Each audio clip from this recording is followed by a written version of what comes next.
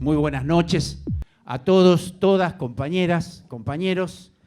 Bienvenidos a nuestra sala Solidaridad del Centro Cultural de la Cooperación, Floreal Gorini.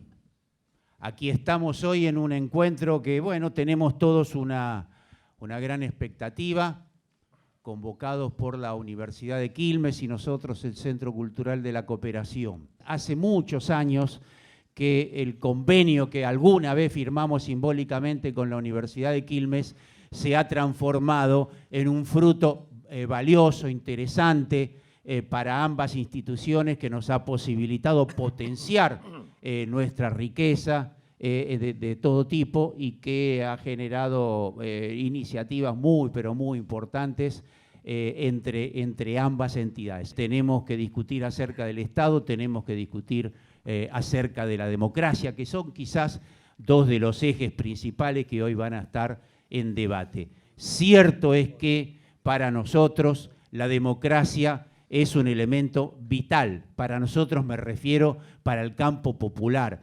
A lo largo del siglo XX, yo diría desde la propia Revolución Francesa de la democracia moderna, el primer interesado en que haya democracia, que se amplíe, que sea sustentable y que haya un fuerte protagonismo popular, son justamente las grandes mayorías de la sociedad. Lo contrario no es pertinente para las grandes mayorías. Los recortes, las restricciones de los procesos democráticos, en realidad son funcionales a las minorías, que tienen una tendencia, yo diría, casi inevitable al recorte del sistema democrático. Asunto que aquí, en nuestro país y en una buena parte del continente, estamos viviendo cotidianamente. El campo popular necesita de la democracia para desplegar su lucha política, social y cultural con vistas a mejorar la perspectiva política. Nosotros hoy estamos en conflicto, digamos, hoy no hay clases en las universidades argentinas, hoy hay 2 millones de estudiantes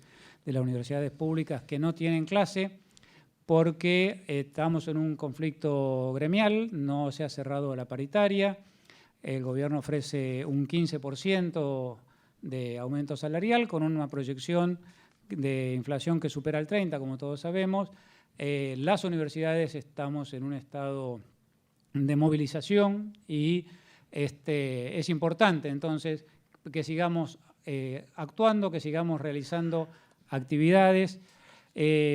Nosotros estamos convencidos que una de las tareas que tiene la universidad pública es la de generar espacios de debate pluralista, de generar lugares donde aparezcan nuevas ideas, donde podemos discutir, confrontar las ideas, y por eso se nos ocurrió la idea de traer a Juan Carlos Monedero para generar estos debates, estos lugares que creemos nosotros la universidad pública tiene la responsabilidad de alimentar, ya que el mundo mediático viene apagando cualquier tipo de espacio para poder desarrollar estas ideas.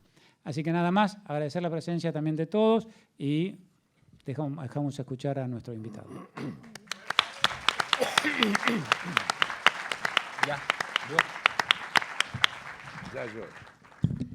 Pues muchísimas gracias, rector, gracias a mi tocayo Juan Carlos, a Beto Borro, a ustedes por estar aquí, a la gente que está afuera, sentadas en la escalera. Decía la Biblia que los últimos serán los primeros, no se lo crean.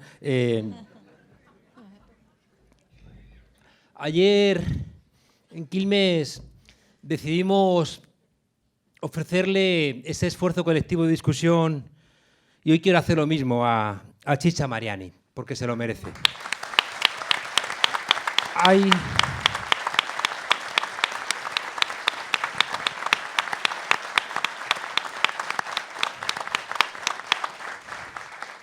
Decía Ortega y Gasset que lo que nos pasa es que no sabemos qué nos pasa y a menudo no tenemos herramientas para entenderlo. Ayer contaba que cuando no somos dueños de las palabras nos confunden y contaba que ustedes conocen el final de la película Casablanca, cuando el capitán Renault, después de haber pegado un tiro al nazi, se va con Humphrey Bogart, después de que Ingrid Bergman se haya ido con el de la Resistencia. Y entonces el capitán Renault dice: este es el comienzo de una hermosa amistad. Y contaba Zizek que en la versión china tradujeron de otra manera y Renault decía: este es el comienzo de una célula antifascista. Creo que pensando en cómo nos roban las palabras, y les cuento otra cosa, creo que ya voy a pervertir totalmente mi charla. Una cosa que me contó un guerrillero del M-19 colombiano, un cura, y que me gusta mucho contarlo. La última vez que estuve aquí creo que también lo conté, pero es que creo que es muy fascinante, ¿no? Porque saben ustedes que la alianza entre Dios y el pueblo judío tenía mucho que ver con la obediencia de Abraham, ¿no? Y en casa de Abraham, una noche oscura, en la ciudad de Ur, cerca de Galilea, se oye una voz profunda de ultratumba y me decía este hombre cura: es que no conocéis bien la historia de Abraham, y cuéntamela. Pues te la voy a contar. Y esa noche, cuando se oye una voz profunda, cavernosa, de ultratumba, que dice: Abraham, agarra a Isaac, llévalo al bosque, allí lo vas a sacrificar, en señal de amor a Dios Todopoderoso. Y Abraham, siempre tan obediente, ¿no? Le dice a Sara: levántate al niño y avísale, y Sara, la pobre, llorando: pero Abraham, que te levantes, que lo ha mandado Dios, ¿no? Decía Saramago que lo único decente era que Abraham hubiera mandado a paseo a Dios, pero bueno, no se estilaba, por lo menos en el Antiguo Testamento. Entonces va Sara a levantar al niño y el niño: ¿qué pasa, madre? Vístete y ve con padre al bosque. Y el niño se pone la camisetilla, se despierta, va en camino, y el niño, que era listo, en el camino le dice: padre, ¿y la bestia para el sacrificio? Y dice: ya hablamos luego de eso, ¿no? Y llegan a un claro y Abraham agarra al niño, lo pone encima de unas maderas y le sube la camiseta, agarra el puñal, y cuando está a punto de descargárselo en el pecho, se oye una voz profunda de ultratumba que dice: Abraham, detente, ya has demostrado tu amor por Dios Todopoderoso, ¿no? Regresa a casa y sé feliz con los tuyos. Y Abraham, siempre tan obediente, pues guarda el puñal, se enrumba hacia su casa, y el joven Isaac se incorpora y dice: si no llego a aprender para ventríloco, este loco me asesina. Hay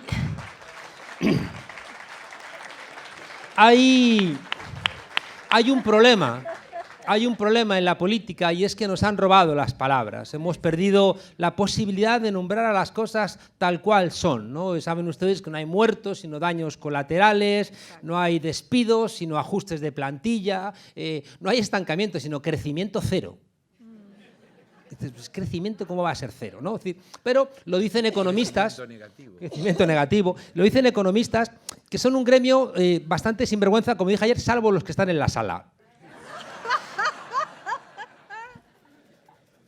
Miren, hay una obligación, ¿no? de ser dueños de nuestras palabras y de ser dueños del diccionario. Y no es gratuito, fíjense ustedes, que los gobiernos conservadores sean enemigos de las universidades públicas, sean enemigos de la memoria. Les molesta la memoria, porque en la memoria es donde encontramos siempre nuestra rabia anticipada. Necesitan siempre ganar el pasado, ¿no? Y por tanto les inquieta profundamente cuando revisamos el pasado a la búsqueda de lo que realmente ocurrió. En España habrán visto ustedes que tenemos una pelea bastante descomunal por querer sacar de un mausoleo a un genocida como Franco, ¿no? Donde en mi país todavía hay 115.000 personas enterradas en fosas comunes y en zanjas, fusilados por ese genocida colaborador de Hitler y de Mussolini. Y sin embargo el Partido Popular, Ciudadanos, se niegan, ¿no?, a que desenterremos, ¿no?, a ese asesino y que su familia haga lo que buenamente quiera con él. Porque de alguna manera remover ese pasado implica remover también el presente. Tocar ese pasado, fíjense ustedes, significa algo que también he visto en Argentina. Siempre hay una verdad oficial que construyen, ¿no?, los poderosos.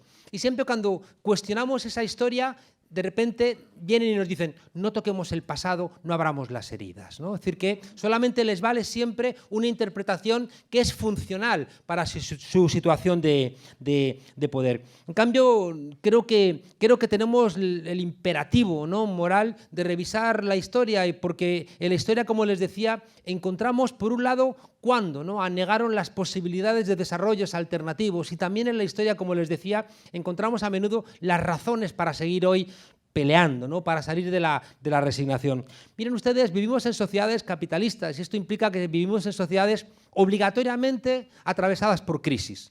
Ha habido 4 grandes crisis. En el siglo XX ha habido 3 grandes crisis que han afectado a todo el ámbito capitalista, América Latina, Asia, Europa, que son la crisis de 1929, la crisis de 1973 y la crisis más actual de 2007-2008. Fíjense ustedes, pensando que quería compartirles, creo que es importante que sepan ustedes lo que hicimos en España en las 3 crisis, porque creo que es algo que nos da bastante luz. En la crisis del 29, siempre, invariablemente, el statu quo quiere cargar sobre las espaldas de las mayorías la recuperación de la ganancia de las empresas. Es una constante. ¿Y eso qué genera? Genera damnificados y afecta a los sectores populares y también a las clases medias. ¿Saben ustedes qué hicimos en España en 1929 cuando la crisis afectó a España? Cuando quisieron solventar la crisis sobre las espaldas de las mayorías, nos juntamos sectores populares y clases medias para impedir esa salida. Y eso significó la Segunda República Española en 1931. Las clases medias se beneficiaron de un incipiente Estado social, de puestos de maestros, de maestras, de puestos en el Estado, de un acceso a la cultura, de colegios bilingües, ¿no?, en aquel entonces, y los sectores populares también se beneficiaron de la misma manera de acceso a la cultura, de jornadas laborales decentes, de vivienda, de alfabetización. Fue tan importante esa unión de sectores populares y clases medias que tuvieron que dar el golpe de Estado del 18 de julio del 36, donde al fracasar se desarrolla una guerra civil que gana Franco con ayuda de Hitler y de Mussolini. Segundo gran momento de crisis, 1973, que saben ustedes que es la subida de los precios del petróleo, la guerra de Yom Kippur, una caída de la productividad donde ya hay demasiada competencia. En ese momento, fíjense ustedes, una vez más, el planteamiento es cargar sobre las espaldas de las mayorías la solución de la crisis, con despidos, con recortes, con bajadas de salarios. ¿Qué hacemos los españoles? Nos juntamos una vez más sectores populares y clases medias para impedir que una dictadura que era de clase, que era el franquismo, se mantuviera. Y es la transición, en lo más hermoso que tuvo la transición en España. Fue tan importante, fíjense ustedes, esa unión de clases medias y sectores populares que una vez más, por estar juntos, pudimos salir de la dictadura, pudimos salir también de esa construcción de clase y por vez primera en España tener, por vez primera, digo, un Estado social, que tuvieron que dar el golpe de Estado del 23 de febrero del 81, que fue un golpe que nos disciplinó de nuevo a los españoles y en el año 82, cuando entra el Partido Socialista, entra disciplinado en el gobierno. 2007-2008, una vez más, crisis. ¿Y cómo respondemos los españoles? Nos juntamos en las plazas, clases medias, empobrecidas y sectores populares en el 15M, en el movimiento de los indignados. Y fíjense ustedes que eso genera también una posibilidad de cambio que genera a su vez una respuesta muy fuerte por parte del poder, en este caso contra la concreción de ese movimiento, que es contra Podemos. Yo siempre digo que a mí me han intentado fusilar varias veces en España, me han fusilado, pero me han fusilado mal, ¿no? Que es como decía Gila, que le habían fusilado, pero le habían fusilado mal, le había quedado una pequeña cojera. Fíjense ustedes que ha habido una respuesta muy virulenta, europea, con intentar silenciarnos matándonos civilmente, ¿no? Intentando acusarnos de cualquier tipo de barbaridad, en connivencia los medios de comunicación, sobre todo el poder político bipartidista y sobre todo con la voluntad de que no se estableciera ningún tipo de alternativa. Es muy importante que entiendan ustedes una cosa. Ha habido 2 grandes tradiciones en la política, que es la tradición liberal y la tradición democrática, que la podemos rastrear desde los tiempos de la Grecia clásica. Y no es que en Grecia hubiera democracia. En Grecia saben ustedes que las mujeres no eran ciudadanas, que los esclavos no eran ciudadanos, que los extranjeros no eran ciudadanos, pero sí que es verdad que ahí se establecieron por primera vez algunos rudimentos, ¿no?, de colaboración de la ciudadanía en la marcha de lo colectivo. Me interesa mucho recordar de esa Grecia clásica que había 2 principios que les pido que no los olviden. Uno era la isonomía, isos es igual y nomos es ley. La isonomía era el reconocimiento de la igualdad ante la ley de toda la gente que fuera ciudadana. Pero había otro principio muy hermoso, que era la isegoría, que era la igualdad de todos los ciudadanos en el ágora pública. Es decir, el derecho de todos los ciudadanos a hacer valer con sus propias palabras sus propios intereses y no delegarlos, ¿no?, que era una cosa muy relevante. Bien, la teoría liberal, no nos olvidemos, la teoría liberal nunca ha sido democrática en sus orígenes. Un tipo como Locke, que es uno de los grandes referentes liberales, escribía en su tratado, el rey nos considera esclavos, pero Locke tenía plantación de esclavos. Es decir, que él solamente entendía la esclavitud si le afectaba a él, pero no veía en los negros que tenía esclavizados ni siquiera seres humanos a los que tuviera que considerar como tales. Edmund Burke, cuando planteaba que el Parlamento representaba a la nación, ni siquiera las mujeres votaban y, por supuesto, los pobres o los trabajadores no votaban. Sin embargo, en la concepción liberal, el Parlamento representaba a todos, ¿no? El liberalismo es una teoría normativa de la sociedad, no es una teoría positiva, no nos explica lo que es, sino que nos explica lo que según ellos debe ser. Los liberales han estado siempre en contra del sufragio universal. El liberal por excelencia en España, que era Cánovas del Castillo, que dio nombre a la fundación del Partido Popular, ¿por qué será? Resulta que era un tipo que se posicionó claramente en contra del sufragio universal, con buena lógica. Decía, si los pobres son más que los ricos y los pobres votan, nos van a fastidiar a los ricos, ¿no? Había otros de derechas también, pero más listos, que decían, no, les vamos a dar el voto y nos van a votar a nosotros.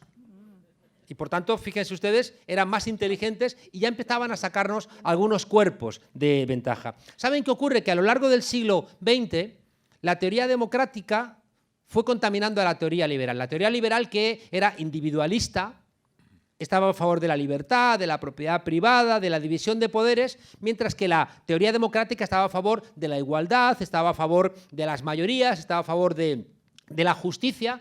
¿Y saben qué ocurrió? Que a lo largo del siglo XX las luchas entre la teoría liberal y la teoría democrática fueron traduciéndose en que el liberalismo se fue haciendo democrático y la democracia se fue haciendo liberal. ¿Cuál es el problema? Que cada vez que hay una crisis, la teoría liberal se desprende de los anclajes democráticos, invariablemente. Cada vez que hay una crisis, como se va a recuperar la tasa de ganancias sobre las espaldas de las mayorías y las mayorías se enfadan porque los seres humanos tenemos esa mala costumbre de enfadarnos cuando nos toca las narices, se lo puede expresar así o se lo puede expresar de una manera más académica, que debiera.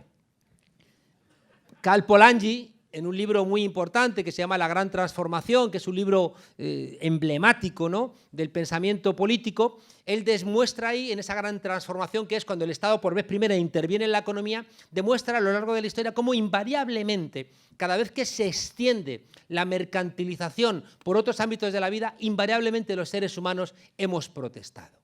Es decir, que cada vez que se rompe algo que hemos conquistado como derechos, no lo aceptamos acríticamente, invariablemente hay acción colectiva, hay protestas. ¿Saben ustedes qué hace esta teoría liberal que sostiene nuestros gobiernos, nuestros sistemas, cada vez que hay una crisis y cargan sobre las mayorías el beneficio de las minorías y que tienen que dar una respuesta al enfado? Hacen invariablemente 4 cosas cuando se desprenden, como les digo, de ese compromiso democrático con el sufragio, con los derechos, con la igualdad. Lo primero que suelen hacer es decirnos que no hay alternativa. Es una constante. Decirnos, no se pueden cambiar las cosas. Eso lo estudia muy bien un autor, Albert Hirschman, en un libro precioso que se llama Retóricas de la intransigencia, que es como desde la Revolución Francesa, la extensión del sufragio a partir de 1848 y la Revolución Rusa, cada vez que hay derechos civiles, derechos políticos y derechos sociales, siempre la reacción ha contestado de la misma manera. Lo primero es decir, no se puede. No se pueden cambiar las cosas. Lo segundo que ha dicho es, lo vas a empeorar. Que es un argumento que me molesta mucho porque, claro, siempre te ponen la zancadilla, te caes y te dices, ya te decía yo que ibas por mal camino, ¿no? Es una constante que hacen asediando a cualquier posibilidad de cambio. Y la tercera es, vas a estropear otras cosas. Fíjese que la primera parte es muy importante porque están diciendo, no se pueden cambiar las cosas. Y ahí tienen, fíjense ustedes, el apoyo de la academia, siempre que son los que justifican que realmente no hay posibilidades de transformación. Dense cuenta que me molesta profundamente que después de la crisis económica, que no la han previsto los economistas, había que echarlos a todos a su casa, salvo los que están aquí en la sala, no se ha cambiado ningún pensum académico de las universidades. Y uno podría pensar, oye, si vuestras recetas no han servido sino para llevarnos a la crisis, ¿por qué seguís enseñando a los estudiantes la misma teoría basura que no ha servido para cambiar las cosas? Es que si una facultad de medicina siguiera recetando remedios que matan, reaccionaríamos, pero con los economistas no, porque son los nuevos brujos que te plantean, mira, los activos líquidos en manos del público partido por la inflación, teniendo en cuenta la transformación de los índices de crecimiento, el negativo y el positivo, transitado también por la productividad negativa, estás despedido. Dices, no he entendido nada, pero me han mandado a mi casa. No se puede. Segundo elemento que dice, fíjense ustedes, esta teoría liberal que se desprende de lo democrático, es hacer una gran coalición. Es decir, intentar conjuntar a la grande representación política para que se presenten juntos en una manera de decir no hay alternativa. Fíjense ustedes que una parte importante de la socialdemocracia en Europa está aliada con la derecha. El más emblemático caso es en Alemania, en la socialdemocracia con Angela Merkel. Cuando nació Podemos hace 4 años, la hipótesis que yo mantenía era exactamente esa. Vamos a nacer nosotros, el PSOE se va a juntar con el Partido Popular, una parte decente del Partido Socialista se va a ir y con esa gente más todos los demás vamos a montar alguna suerte de frente amplio para intentar repensar la política de manera diferente. La tentación de hacer un frente amplio, que es una manera indirecta y un poquito más elegante de decir con la alternativa, está siempre presente ahí. Está hoy en día aquí presente, donde hay gente que incluso desde sectores peronistas estarían dispuestos a acordar con Macri para insistir en esa dirección, no hay alternativa, ¿no? Y por tanto sería una suerte de fraude democrático, ya que si las dos grandes fuerzas políticas existentes te dicen lo mismo, de alguna manera clausuran la posibilidad de pensar la alternativa. La tercera salida siempre es buscar un populista de derechas, es decir, una persona que es un insider pero que se presenta como un outsider. Es decir, alguien de dentro del sistema pero que se presenta como un enemigo del sistema. Vamos, ¿no? Un millonario que te dice yo voy a solventar los problemas de los pobres, ¿no? Y le miras con cara perpleja y dices, pero ¿me está usted tomando el pelo? Pero luego le votan como a Donald Trump. O como a Macri. Claro, sí. Resulta que, fíjense ustedes, eso ya pasó en la crisis del 29, es que es lo mismo, es decir que, fíjense ustedes, un poquito antes, ¿no? Con el Tratado de Versalles, ¿no? Que empobreció tanto a los alemanes, por la mañana Hitler agitaba, ¿no? Los excesos del sistema de paz que imponía Versalles, pero por la noche se reunía con los Krupp, con los de IG Farben, con los de Telefunken, se reunía con los grandes empresarios que financiaron el nazismo. Y por tanto, esta búsqueda de un populista de derechas convence a gente para que apoyen a sus propios verdugos. Y es una constante que están haciendo. Y la cuarta solución suele ser, si no funcionan las otras tres, suele ser el recurso al autoritarismo. Fíjese que es bastante probable que se den siempre las 4 juntas de algún tipo de manera, ¿no? Que haya algo de gran coalición, que haya algo de discurso de la imposibilidad del cambio, que haya algo, ¿no? de populismo de derechas y que haya algo también de violencia. ¿Qué significa esto? Fíjense ustedes, significa que al final la población, cuando ocurren estas respuestas y no triunfan las alternativas, nos sumen a todos nosotros, y está pasando en Argentina, ha pasado también en España y todavía pasa de alguna manera, en que nos fragmentan, en primer lugar. En segundo lugar, nos confunden. En tercer lugar, nos resignan. No pierdan ustedes de vista que hay más indiferentes que indignados. Hay más indiferentes con la política que indignados. Y por último, nos asustan. Hay un problema entre ese ámbito antaño llamado izquierda, que me cuesta trabajo referirlo sin más como la izquierda, porque yo ya no sé muy bien qué significa la izquierda. Lo de izquierda es Pol Pot, el Papa Francisco, Pablo Iglesias, Renzi, es como muy jaleoso. Felipe González, Olof Palme, no entiendo muy bien, ¿no? Hay como una confusión muy fuerte sobre qué significan los conceptos, ¿no? Me acuerdo que en la Segunda Guerra Mundial había un soldado polaco y un soldado soviético peleando codo con codo contra los nazis, y cae una bomba y aparece un tesoro, y entonces lo reúnen, y cuando han terminado de reunir, el soviético le dice al polaco, y ahora vamos a repartir esto como buenos camaradas. Y le dice el polaco, ¿y no podríamos repartirlo a partes iguales? Las palabras llega un momento, como les decía al comienzo, que se confunden, ¿no? Y que ya no sabe uno muy bien qué significan. Y es verdad que lo de la izquierda sí que podemos aproximarnos, ¿no? La izquierda tiene que ver con de las 3 grandes preguntas de la Ilustración y de la Revolución Francesa, de la libertad, igualdad y fraternidad. El aire de familia de la construcción de la izquierda tiene que ver con la fraternidad. La burguesía no tuvo problemas nunca con la libertad, entendida como una libertad negativa, es decir, la libertad de que no interfieras mi trabajo, como decía Isaiah Berlin. No han tenido nunca problema con esa libertad entendida como la posibilidad de que nadie dificulte, ¿no? Ni el rey ni nadie mi tarea, con la igualdad no han tenido problema porque la construyeron como igualdad ante la ley, en cambio siempre han tenido problemas con la fraternidad. Cuando se levantan los negros de Haití cantando la Marsella dicen esto no es para que lo canten los negros, ¿no? Eso de igualdad, libertad y fraternidad no es para los negros, ¿no? La fraternidad que tiene que ver con la ayuda mutua, la fraternidad que tiene que ver con la empatía, la fraternidad que tiene que ver con algo que es muy importante en ese aire de familia de la izquierda, que es tratarnos a todos con igual dignidad. Contaba estos días que dignidad y decencia tienen la misma raíz, que es dec, que viene del lenguaje indoeuropeo del cual viene el castellano, el español. Y dec es una partícula que significa no humillar y no dejarse humillar, que es algo muy hermoso. Es decir, que ese aire de familia, de la fraternidad que va a construir la izquierda, tiene como elemento central entender que todos los seres humanos somos iguales en dignidad. En 1931, en la Primera República Española, un cacique estaba repartiendo dinero entre sus jornaleros para comprarles el voto y uno de ellos se enfadó, le tiró el dinero y dijo, en mi hambre mando yo. Que era una manera de decir, en mi dignidad mando yo. Les decía que es muy importante que entendamos que entre la derecha y la izquierda, siendo conceptos gastados, hay algo de verdad todavía permanente. La izquierda, ese aire de familia de la izquierda, tiene que ver, ya digo, con esa lucha por la dignidad común de todos y de todas y que tiene que ver con la empatía, tiene que ver con que no nos es indiferente la suerte de los demás. Mientras que desde el campo de la derecha siempre hay un menor interés por la empatía, hay mayor atención al orden existente, hay mayor sensibilidad al miedo, mayor acercamiento a la autoridad. Fíjense ustedes que las crisis es invariable también, las suelen utilizar mucho mejor siempre las derechas que las izquierdas. Y a menudo tiene que ver porque están mejor pertrechadas cuando llegan las crisis que las derechas, que las izquierdas. Suele tener que ver, fíjense ustedes, y cuando digo izquierdas, piensen ustedes en los sectores que dentro de, por ejemplo, el peronismo hacen valer la justicia social, que tienen esa idea de dignidad, para que lo traduzcan ustedes a la realidad argentina.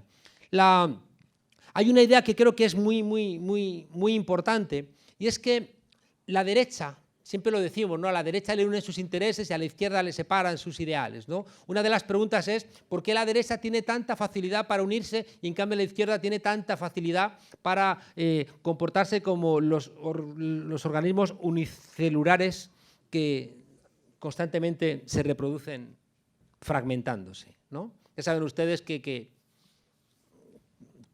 dos izquierdistas hacen una célula y tres una escisión, ¿no?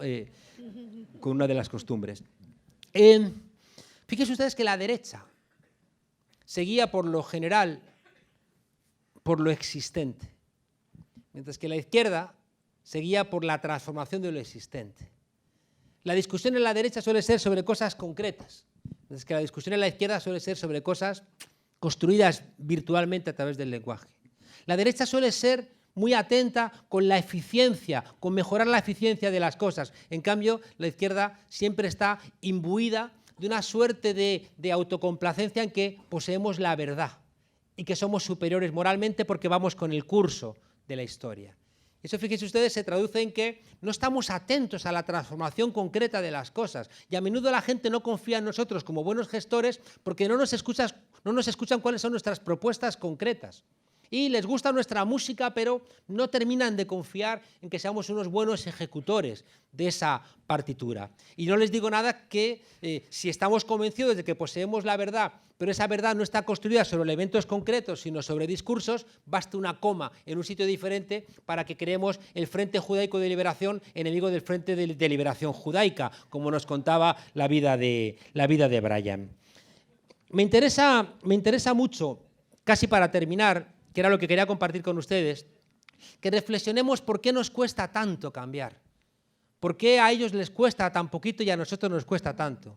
¿Por qué ustedes tienen que comulgar con un presidente que tiene dinero en paraísos fiscales y en Brasil encarcelan sin pruebas a Lula da Silva?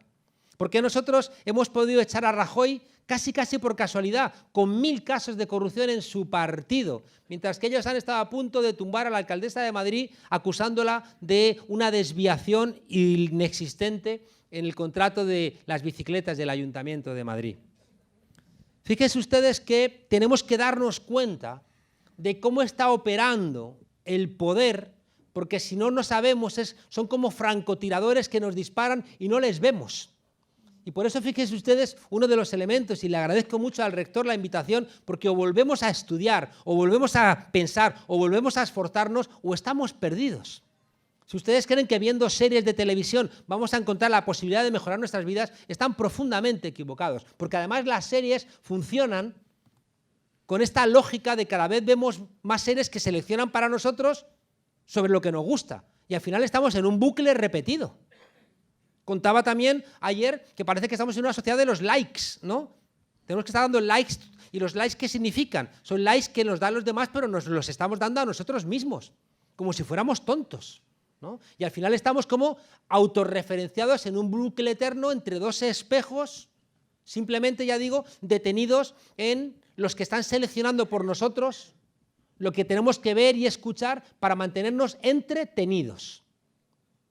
Las series al final siempre están construyéndose desde una lógica repetida, vemos las mismas series y donde al final no salimos de ese bucle y ya no tenemos tiempo para ni siquiera enfadarnos. Les decía que creo que es muy importante que veamos cuáles son los mecanismos que operan para que por lo menos podamos defendernos. Si sabemos dónde está el francotirador, igual podemos hacer algo. En primer lugar, no me voy a detener, tenemos que analizar nuestros errores, porque si no los analizamos nosotros, nos los hacen los adversarios políticos. No hay ni un solo hueco en el análisis político que no se cubra. Y los errores que no expliquen los propios movimientos, te los explican tus adversarios intentando demonizarte. En España, por ejemplo, hemos tenido una vergüenza por analizar el levantamiento de octubre del 34, cuando estaba visitando España Goering o Goebbels, y diciendo a la CEDA, que había ganado las elecciones del 34, que tenían que aplicar en España lo que estaban aplicando los nazis en Alemania, Dollfuss en Austria, Mussolini en Italia. Y el levantamiento popular del 34 es intentar frenar el desmantelamiento de los logros que había supuesto la Segunda República. Pero como fue un levantamiento violento, con armas, preferimos dejarlo de lado. ¿Sabe ustedes qué ha hecho la derecha? Recuperar octubre del 34 diciendo que la guerra civil no empezó con el golpe de Estado del 36, sino que empezó en octubre del 34. Todos los errores de los gobiernos de la izquierda o de ese espacio antaño llamado izquierda, que no sean analizados por las propias fuerzas, te lo van a dar reconvertido en la culpa de lo que le pasa al país los adversarios políticos. En ese sentido, no vamos a poder construir la izquierda del siglo XXI si no analizamos los errores de la izquierda del siglo XX. Todavía seguimos arrastrando elementos del estalinismo en nuestra organización política. Seguimos arrastrando una falta de comprensión de que no es posible poner a discutir justicia y libertad atravesados también por esa lógica histórica. Seguimos leyendo a Rosa Luxemburgo cuando está ya la derecha en el Big Data, está en las blockchains, está en una lógica que se nos está escapando porque va mucho más rápido que nosotros. Y nosotros seguimos de alguna manera enredados buscando al sujeto revolucionario. Ayer contaba que los de la Internacional Comunista van a Perú a echar de la Internacional Comunista a Mariátegui, que era el secretario general del Partido Comunista Peruano, con el argumento de que Mariátegui estaba leyendo mal a Marx porque quería hacer la revolución con los indígenas. Y van allí esos dos idiotas y le dicen: te tenemos que echar porque no eres un buen marxista. Estás diciendo que la revolución se hace con los indígenas y Marx dice que se hace con los obreros. Y dice: oiga, es que aquí la mayoría son indígenas. ¿Que dónde dice Marx que es con los indígenas? Hala, afuera, a tu casa, ¿no? Es decir, es como una estupidez profunda. Pero cuidado, en España la última amnistía después de la muerte de Franco en el 75 es en el 77. Salen presos con delitos de sangre. ¿Y saben ustedes quién se queda en la cárcel? Los que habían protagonizado la lucha por la amnistía, las mujeres. Se quedan en la cárcel abortistas, adúlteras y prostitutas. ¿Y saben por qué? Porque la izquierda, el Partido Comunista, el Partido Socialista, decían que la lucha de las mujeres es una lucha pequeño burguesa. ¿Y saben qué les digo? Estoy muy contento de venir aquí a Argentina, porque después de la alegría que he visto en México con el triunfo de López Obrador y después de la alegría del 40% que ha sacado Petro en Colombia frente a un gobierno narcotraficante, el movimiento de las mujeres es una señal de alegría para Argentina y para todo el continente latinoamericano.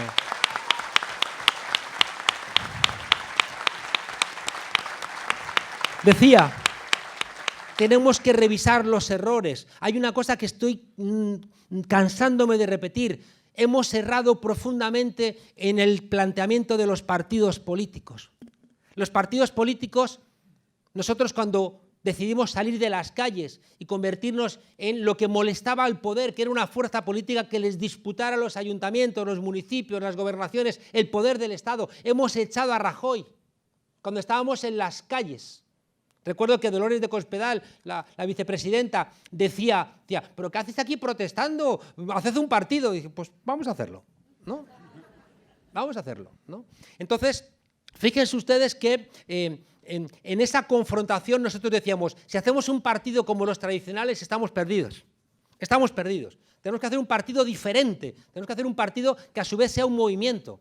Tenemos que ser capaces de tener esa parte, de alguna manera, organizada, que nos permite disputar, entrar en un marco muy cerrado bipartidista, con un control de los medios de comunicación, con unas campañas electorales carísimas. Si no tenemos una cierta vanguardia, no lo vamos a lograr. Pero si nos quedamos en la vanguardia, estamos perdidos. Nos convertimos en ellos. Y por eso diseñamos los círculos, que era la parte no partido del partido. ¿Saben ustedes lo mejor que estamos haciendo en Podemos? Todas las leyes que presentamos en el Parlamento, todas las hacemos con los movimientos sociales. Hacemos una ley LGTBI, nos reunimos con los colectivos LGTBI, con todos ellos, con todos, con los que se llevan entre ellos bien, con los que se llevan mal, y dedicamos mucho tiempo, claro, porque este tipo de deliberaciones reclaman tiempo. Pero cuando sale al final la ley, ¿quién la va a discutir si está todo el movimiento social apoyándolo? Si tú construyes algo en Euskadi, hicieron la ley de las mujeres organizando durante un año al movimiento feminista, al de izquierdas y al de derechas, haciéndoles ver que tenían unos problemas las mujeres que estaban más allá, que eran transversales a las orientaciones ideológicas tradicionales de derecha y de izquierda. Y después de un año de organizarles, les dijeron, queremos que os organicéis de una manera autogestionada. Y vosotras vais a elegir a la presidenta de este organismo y yo, que soy la ministra de Igualdad, voy a ser la vicepresidenta. Fíjense ustedes qué señal de pensar la política de manera diferente. Un político que le dice a la sociedad civil, tú vas a ser mi jefe. Porque es que antes era así. Es que los políticos eran los mandatados y ahora los llamamos los mandatarios, cuando eran los mandatados del pueblo. Fíjense ustedes, los políticos dedicándose a organizar a la sociedad civil, bajando los recursos del Estado para que se organicen viáticos, viajes, locales, periódicos, y una vez que están organizados, os vamos a entregar la responsabilidad de hacer la ley de igualdad. Os vamos a entregar la obligación de hacer un plan de igualdad para el País Vasco. ¿Y qué hacían? Pues la experticia que le faltaba la solventaban con una discusión constante con la administración. Y hacían una norma, se la daban a la administración decía esto no se puede, esto sí se puede, se la devolvían, regresaba. Y fíjese usted, esa distribución de autoridad basada en un intercambio constante del diálogo hizo que cuando terminaron la ley, todos los partidos, los de derechas, los de izquierda, los de arriba y los de abajo, tuvieron que votarla. Pero fíjense ustedes que parte de un elemento muy relevante de pensar la política de otra manera. Estoy muy contento porque López Obrador, que acaba de arrasar en todas las elecciones, en todas las cámaras, en los municipios, acaba de tomar una decisión que para mí es de las más importantes que he visto en mucho tiempo. Ha decidido que su mano derecha se quede en el partido. Ha decidido que no puede repetir el error que hemos cometido constantemente, de que cuando accedemos al poder vaciamos el partido y toda la gente se va a trabajar a la administración. ¿Y quién se queda cuidando aquello que nos permitió tener la responsabilidad del poder y del gobierno? Nadie, nadie. Y dejamos al partido desvalido y, por tanto, perdemos la posibilidad de que alguien nos alerte de nuestros errores. Y de repente ese partido desarmado es rehén de los que tienen dinero para liberar a gente desde el partido y al final van a usurpar el papel del partido por arriba y no por abajo, que es como los hemos construido. Qué tremendo error en todos los lugares. Si no tenemos un partido que nos alerte de los errores, ¿quién lo hace? Alguien que quiera hacer carrera política, que se convierte en un mensajero de malas noticias y no lo va a hacer porque si no lo despiden, porque nadie quiere ser el portador de malas noticias. Y porque al final, como el partido no mandata a nuestros dirigentes lo que tienen que hacer, los dirigentes se acostumbran a que nadie les diga que están haciendo mal las cosas. Y al final es un círculo vicioso que solamente nos enteramos de los errores cuando es demasiado tarde.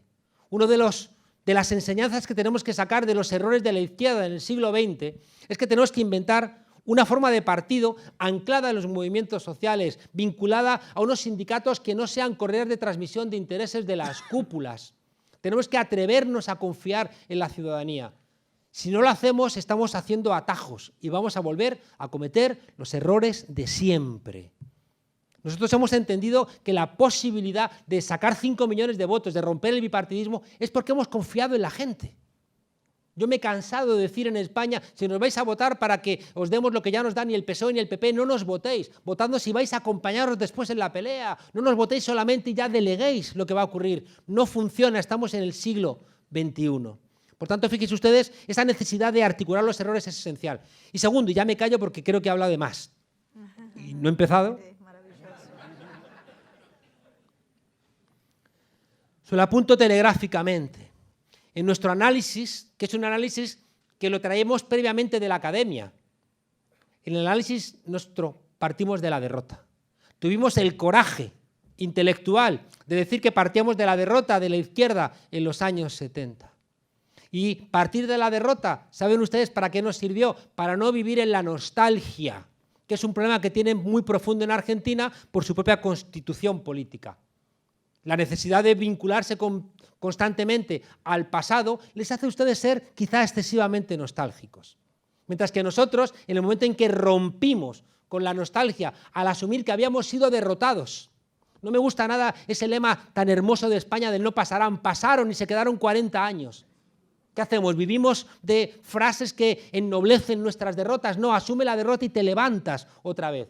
Y fracasas o no, y si fracasas, fracasas de manera diferente. El hecho de que nosotros pudimos partir de la asunción de la derrota nos permitió repensarnos de una manera diferente. Algo que yo vi una vez aquí en una pintada, en una pared. No sabía que era imposible, fue y lo hizo. Porque al final estamos tan lastrados por las formas tradicionales de hacer las cosas que no tenemos ni siquiera el vuelo para experimentar. Lo decía Simón Rodríguez, el maestro de Simón Bolívar, o inventamos o erramos. O inventamos o erramos. Y la única manera de que los inventos no fracasemos es si los inventos los hacemos dialogadamente, porque la gente que participa asume los errores como propios y no regaña a nadie. Ponía el ejemplo hoy no sé dónde, que si de repente unos padres tienen una crisis económica y sacan a los niños del colegio y no les explican nada, los niños se enfadan con los padres, mis padres son unos criminales. Pero si a las 8 de la noche en la cena sientas a tus hijos y dices tenemos un problema económico y no podemos pagar el colegio, van a ser los niños los que dicen papá, no pasa nada, mamá, no pasa nada, cambiamos de colegio. La política parece que no puede explicarnos las cosas y que toda la información que acumulas cuando estás en la política te genera un espacio que no puedes compartirlo con la ciudadanía porque no está a nuestra altura. Y al final hay un divorcio constante y constante que hace que estés mucho más dispuesto, como decía el presidente Chávez, decía que nadie resiste 3 escopetazos de $50.000, salvo que funcione el partido. Porque si funciona el partido, este partido movimiento, ¿qué va a aparecer alguien con un coche que sabemos que no se puede comprar? ¿Quién va a aparecer con una finca que sabemos que no se puede comprar? Si los diputados, los senadores dependen de la elección del partido, ¿cómo se van a alejar? Lo que van a intentar es verdad, lo van a intentar construir clanes, construir clientelismo, construir fracciones para intentar hacerse con el partido. Pero por eso es tan importante que el partido sea considerado como un movimiento, porque de lo contrario, insisto, estamos repitiendo constantemente los errores y yo lo he dicho mucho en Podemos, no venimos aquí a sustituir unas élites por otras, no. No venimos aquí a gestionar lo que existe, sino a transformar lo que existe. Y fíjense ustedes que eso implica una manera de pensar radicalmente diferente. No vamos a la política a buscar un puesto de trabajo, ya lo tenemos fuera. De hecho, hemos limitado, ¿no?, en el caso de España, como algo que entendemos que es relevante. La gente tiene que salir de los cargos de responsabilidad y regresar, porque si no se te olvida la gente, se te olvida estar con el pueblo, se te olvida saber lo que es levantarte temprano, se te olvidan demasiadas cosas. Termino de verdad. Creo que las cosas son muy difíciles, porque estamos luchando contra un sentido común. No estamos luchando contra un modo de producción, no estamos luchando contra el capitalismo, estamos luchando contra un sentido común. Decía Fredric Jameson que es más fácil imaginar el fin del mundo que el fin del capitalismo. Uno piensa que viene un meteorito, lo manda todo al carajo y dices, lo he visto en Armagedón, ¿no? En cambio, cuando uno quiere representarse en la cabeza cómo hubiera sido el día de hoy sin intercambios mercantiles, ¡ay!, apenas nos sale. Qué hermoso que exista este sitio, donde en el mero hecho de estar aquí y allá afuera, no nos olvidamos de vosotros, los que estáis afuera, qué diferente es si de repente esto fuera un sitio mercantilizado. Igual había reventa allá afuera, ¿no? Y por tanto ahora estaríamos, fíjense ustedes, en otra lógica. Habríamos perdido... ¿Saben ustedes qué hicieron las mujeres en esta ley foral en el País Vasco? Crearon las casas de las mujeres. Y las casas de las mujeres son autogestionadas por las propias mujeres. Y están en zonas de clase media. ¿Saben qué ocurre ahí? Que una mujer de clase media mayor va a un curso que se llama Envejecer sintiéndote bella. Porque es una mujer de clase media o de clase media alta, pero se siente fea porque la sociedad dice que si ya no eres guapa, porque no eres joven, no estás en el mercado de la belleza. Y esa mujer que va allí a que le den un curso para sentirse bella, coincide allí con la mujer que le limpia en su casa. Que es pobre, pero que tiene el mismo problema que ella. Y a lo mejor es inmigrante. Y ahí, porque se están tocando, ahí surge la empatía. No surge la empatía cuando votas, no surge la empatía en el Parlamento, surge cuando nos encontramos. Por eso, fíjense ustedes, es tan importante encontrar esos espacios no mercantilizados, porque ¿cómo nos relacionamos constantemente todos los días? Fíjense, y por eso la lucha es tan complicada. Es que díganme un ámbito que no esté mercantilizado.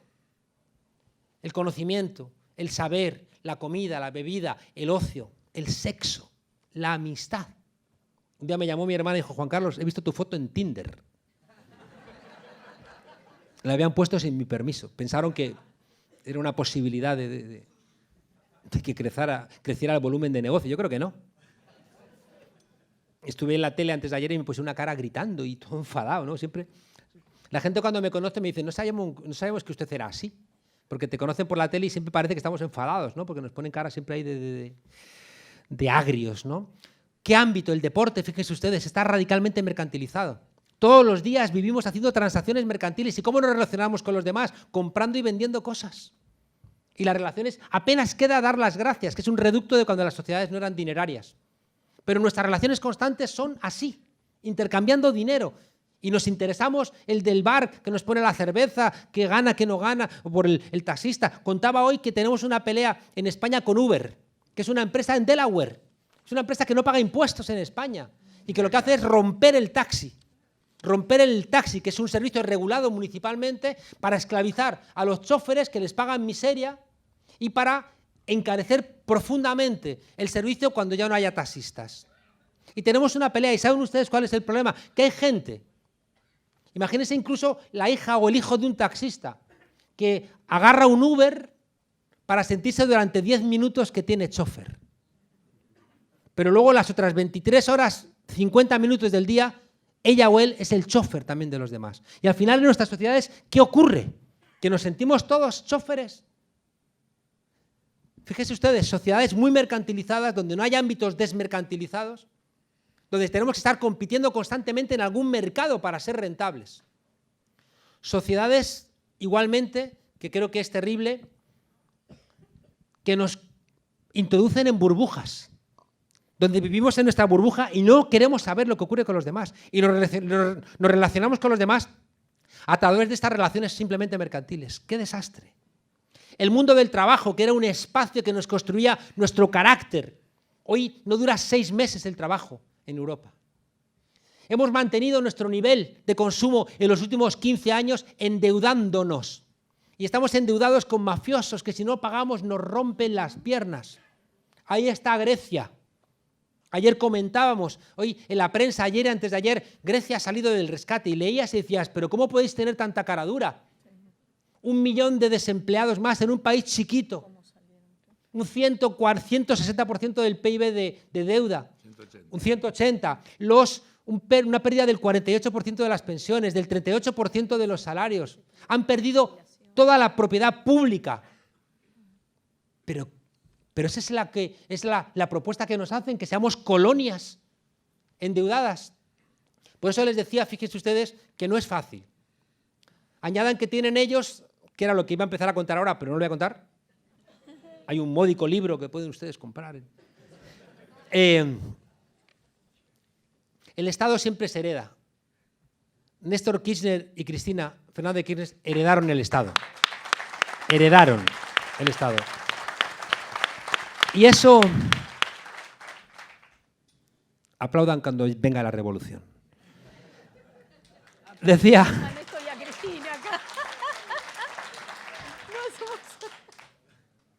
Fíjense ustedes,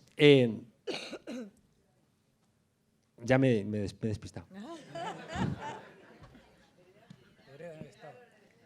¿Cómo? Lo que el Estado heredado, sí. Solamente se lo menciono. El Estado siempre refleja a los que han ganado las luchas históricas. He venido contando estos días que ustedes han conocido la sentencia de la manada en España, unos bestias, 5 locos, que meten en un portal a una chica joven, borracha, drogada, y la violan. Y resulta que, fíjense ustedes, la sentencia describe la violación, pero la condena no es de violación. Y eso ha generado toda una discusión que tiene detrás una cosa que a mí me ha estremecido. Y es que en la lucha entre los hombres y las mujeres, que es una lucha histórica, la hemos ganado siempre los hombres. ¿Y saben ustedes dónde se expresa esa victoria de los hombres sobre las mujeres? En el derecho. Y resulta que para los hombres, que somos los que hacemos el derecho, la violación solamente se expresa si sentimos que nuestra propiedad, que son las mujeres, se mancilla cuando pierden la virginidad o cuando son penetradas vaginalmente. Si es contra su voluntad. Si eso no ocurre, no sentimos que nuestro honor masculino, propietario de las mujeres, se ha visto quebrado. Y por eso, fíjense ustedes, esta pelea entre los hombres y las mujeres, que variaría radicalmente si las mujeres fueran las que dijeran, no, no, no, violación es lo que yo defina como agresión sexual, que me siento violada. Y ahí hay una pelea entre hombres y mujeres. Si ganan las mujeres, cambiarán los códigos penales. Pero históricamente han ganado los blancos sobre los indígenas, el centro sobre la periferia, los ricos sobre los pobres. Y eso se traduce en el aparato del Estado. Y fíjense ustedes que el Estado tiene sesgos. No es verdad, como decía el marxismo, que el Estado sea el consejo de administración de los intereses globales de la burguesía. No es verdad. Buena parte de lo que tienen ustedes aquí es fruto de las luchas obreras y de los trabajadores y trabajadoras. No les regalemos eso. No cometamos ese error. Esa lectura marxista que lo quiere presentar todo como oscurísimo. A veces parece que cuando somos más fatalistas y más pesimistas somos más inteligentes, que no, que somos más pendejos. No es verdad. Hay gente que parece que se recrea en un discurso apocalíptico que conduce solamente a la parálisis. Los discursos tremendos que no dejan apertura política conducen a la parálisis y son profundamente reaccionarios. Tenemos que entender, fíjense ustedes, que el Estado es verdad que tiene sesgos de los que han ganado históricamente. Es mentira que el Estado sea neutral porque tiene sesgos, pero ¿saben de qué va a depender? De la correlación de fuerzas. Claro que tiene sesgos. Tiene sesgos. El Estado heredado por Pedro Sánchez en España, el Estado heredado por Néstor o por Cristina, tenía sesgos. ¿Dónde estaban esos sesgos? En la ley, en los bufetes de abogados, en los jueces, en los notarios, en cómo se hacen las leyes. Tenía sesgos en el conocimiento. Es muy emocionante ver a rectores que están comprometidos con los sectores populares, porque por lo general la universidad ha sido un espacio de reproducción de la diferencia de clases. La coerción, fíjense ustedes qué importante. La coerción la hemos entregado a la policía y al ejército. Y la policía y el ejército son ámbitos que reclaman un trabajo vinculado al honor porque tienen la misión de salvaguardar la patria. ¿Y quién le define lo que es la patria? Se lo definen los sinvergüenzas que tienen luego el dinero en paraísos fiscales. En España, hace unos meses, fue a declarar el secretario general del Partido Popular en Valencia que se habían robado el 100% de la dirección. Estaban imputados porque se habían robado hasta las cucharillas de los bares.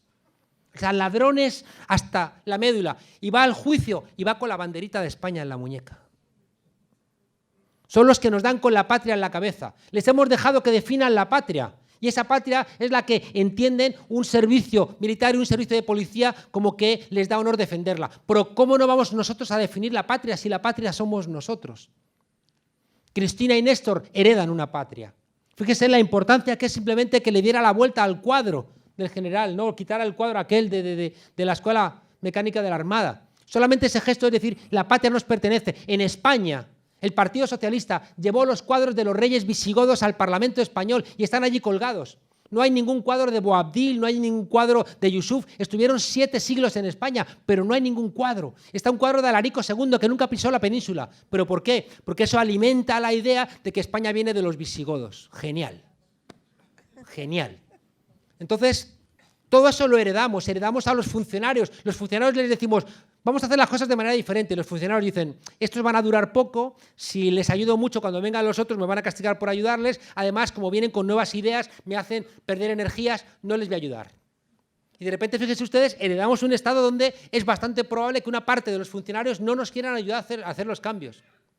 Es muy probable que toda la estructura del dinero esté marcada, aunque ganes el poder, el Ministerio de Hacienda va a tener una lógica propia, o el Ministerio de Economía va a tener una lógica propia y te cuesta mucho pelear contra ello.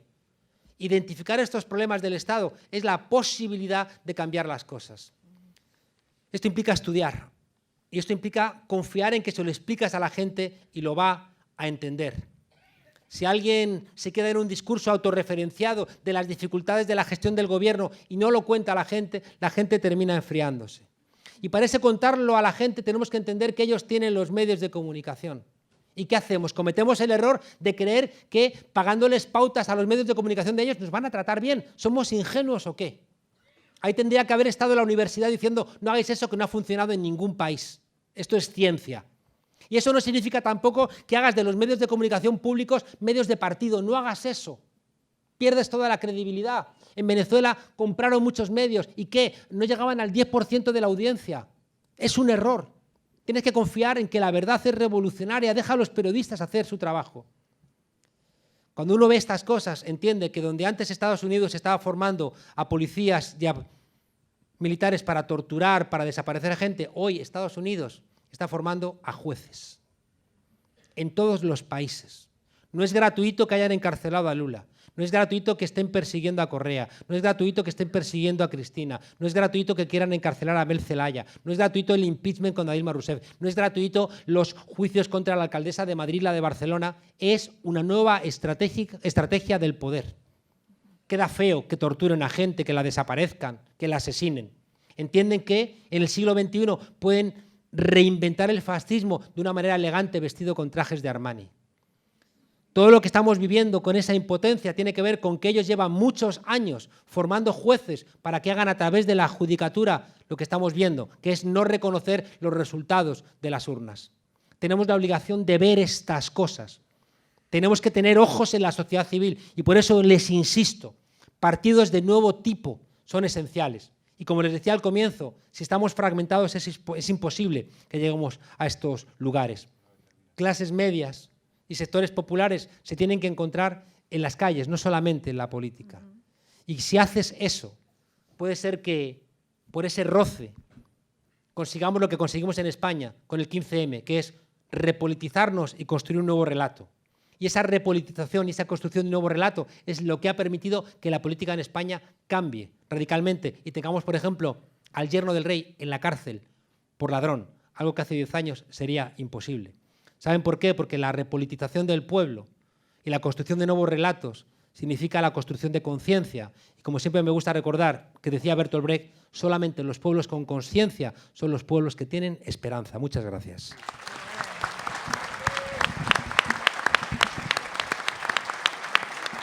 Bueno, hola.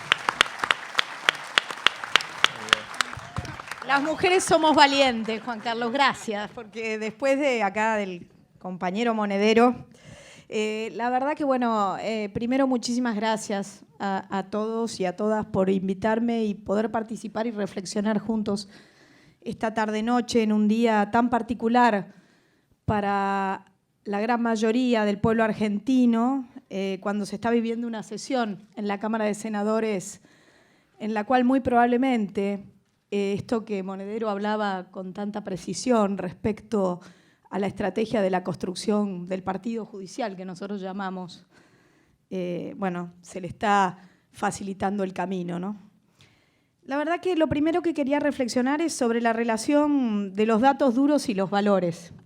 Me parece que el gobierno de Néstor y de Cristina, la experiencia que nosotros atravesamos en los 12 años, fue un buen gobierno en los hechos.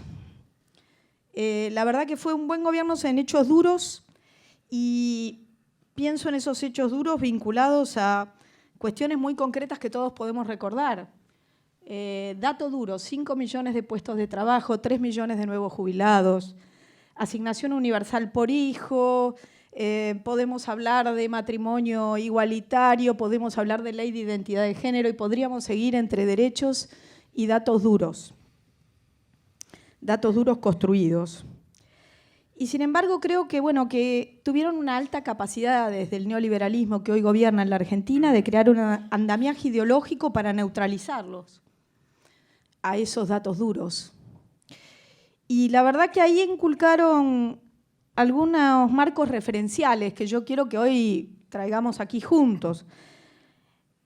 Frases como así no podíamos seguir, o como dejaron una bomba, o como si pasaba un día más se hubieran robado todo, o como vivías en una ficción, o ya éramos Venezuela. Los escuchamos, pero lograron hacer pie en grandes sectores sociales. Y hablan también permanentemente de la pesada herencia. También hablamos, ¿no?, de la pesada herencia cuando el real problema es el heredero. Y sin embargo, hablan de esto. Y también la reflexión de García Linera cuando nos relata a los argentinos también y nos dice que se construyeron muchas conquistas, pero que faltó la instalación de esos derechos bajo concepto de ciudadanía en términos de no perder esos derechos adquiridos o conquistados. Creo que también eso es interesante. Pienso en el fútbol para todos. Quizás porque cada fin de semana mi compañero quiere verlo, no lo ve y putea varias horas del fin de semana por este motivo. Y yo digo, pensé cuando en la campaña prometieron que el fútbol para todos iba a perdurar, pero luego, así como lo prometieron, lo quitaron, que iba a haber una movilización popular y sin embargo lo que hubo era un aparato de robo sistemático desde el Estado, en convivencia con... Y por lo tanto está muy bien que ya no lo tengamos más y que haya que pagar para verlo. Aunque se haya, digamos, puesto en jaque uno de los compromisos de campaña. Hablo del fútbol para todos por no hablar de tantos otros que prometieron y no cumplieron. Hoy Argentina, con los resultados de la restauración neoliberal que vivimos, está con una descripción que no sirve de mucho que la hagamos todos, la vivimos a diario. Nosotros tenemos una recesión con alta inflación, el retorno al mundo endeudándonos por 100 años con cuentas secretas en Panamá, fuga de capitales, extranjerización de la economía, cae la producción nacional, el empleo argentino, aumenta la pobreza, la indigencia, cierran más empresas de las que abren todos los días, hay unos tarifazos impagables, los sueldos sin paritarias a la alza y una concentración de la economía que tiene su más cavada expresión en el Gabinete Nacional o en el Estado, que hoy está ocupado por los hombres que representan los mismos sectores en un mostrador redondo, atendiendo sin ningún tipo de discusión del lado del Estado y del lado del mercado por igual. Algunas enseñanzas de esta experiencia. Bueno, todo este relato de lo que vivimos de la restauración neoliberal, no quiero dejar de decirlo, que está en un país normal, esta fuerza que nos hace vivir en esta realidad no podría ganar y sufriría una gran derrota inmediata. Sin embargo, todo se vuelve dudoso cuando entramos en la dimensión de los valores y en la atribución que las ideologías hacen sobre las razones de lo que percibimos como lo real. Entonces tiene una capacidad de nombrar, ahí volvemos, sí, a algo que vos decías recién. Ellos tienen una capacidad de nombrar interesante, donde plantean algunas cuestiones, que quiero mencionarlas porque las vivimos hace muy poco. En los 90, Cavallo hablaba de la privatización de las jubilaciones, la llamaba la ley de solidaridad previsional. ¿Quién no querría estar con la solidaridad previsional? En Estados Unidos, en la baja de impuestos a los ricos se llama ley de alivio fiscal. ¿Cómo no nos gustaría aliviarnos a todos un poco? Y en Argentina, recientemente, el blanqueo de capitales y juicios previsionales se llama la ley de reparación histórica, bautizada por el macrismo. Macri venía a unir a los argentinos. Bueno, está logrando. La verdad que unir significaría que estaba, digamos, que había una grieta que él viene a sellar. Y la realidad es que, por supuesto, que hay una grieta, pero no es una grieta que inventamos nosotros. Porque esto también, pareciera que la grieta es la generada desde el campo popular cuando se resiste a la opresión sobre sus derechos. Y me parece que esto también tenemos que dejarlo en un lugar claro, que lo popular no odia. Nosotros, cuando sentimos desde el peronismo, que es mi espacio político, pero siempre en un frente más amplio, y nos integramos en la conquista de derechos, es desde la igualdad, desde el amor, desde la construcción de lo colectivo. Así que me parece que estos propósitos nefastos, el neoliberalismo los vende revestidos de una perspectiva idealista, y creo que nosotros tenemos que tener enseñanzas después de la derrota del 15 y hacia el triunfo del 19. Lo primero, que contar los datos duros, puros, no alcanza. Cuando los hechos no encajan en una manera de ver la realidad, los hechos rebotan, pero la mirada permanece. Quienes más hablaron del fin de las ideologías son quienes las más usaron para esconder las causas causantes y sus verdades. Nosotros hablábamos de necesidades y ellos nos hablaron de deseos. Y esto también es parte de las enseñanzas. Por otro lado, que también el pueblo argentino pudo votar identidades, aunque no coincidan con sus intereses. Nosotros no pudimos comprender eso. Nosotros creíamos que siempre el pueblo argentino iba a votar a una persona que representara sus intereses. Y por eso a veces sectores más vulnerables y sectores populares acompañaron a Cambiemos. Y lo otro es que el mejor programa a veces no le gana la emotividad. Con el mejor programa no alcanza. Tiene que estar el mejor programa y la emotividad. Y también el show mediático de la TV actual, donde cualquier argumentación muere en el mismo instante de un buen golpe de efecto. Podríamos llamarlo la dictadura o el látigo del panel, al que estamos sometidos a diario cada vez que uno enciende o quiere ver algún programa de actualidad o de política. Finalmente, si la derecha usa valores, nosotros que siempre usábamos valores, volvamos a usar también valores.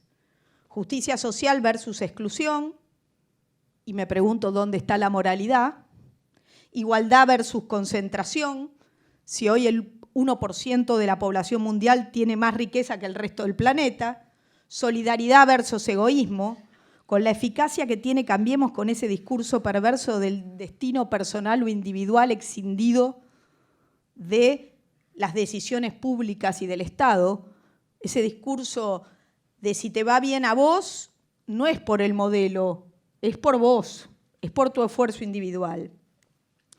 Y bajo la plena convicción y en nombre de mis compañeras del peronismo, feminismo, que están acá en la sala, Julita, con una perspectiva nacional, popular, democrática y feminista, es que esperamos aportar en esta nueva novedad política. Para las que somos mujeres no es muy novedoso, pero para el resto que nos descubrió, o nosotras que tuvimos la capacidad de visibilizarnos con más fuerza y organizarnos con más fuerza, la novedad política de este proceso de emancipación de las mujeres argentinas, que en realidad no es un proceso excluyente nuestro, sino que lo que devela es la injusticia social que no se tolera más.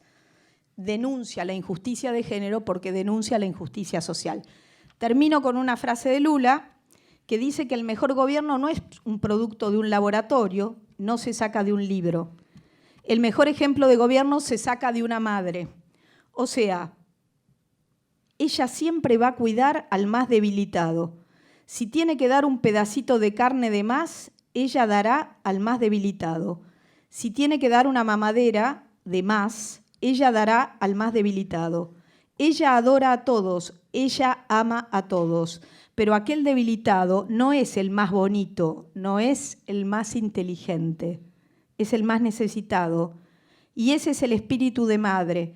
Yo te confieso, dice Lula, que gobierno el país con el espíritu de madre. El rico no necesita del Estado. Gracias.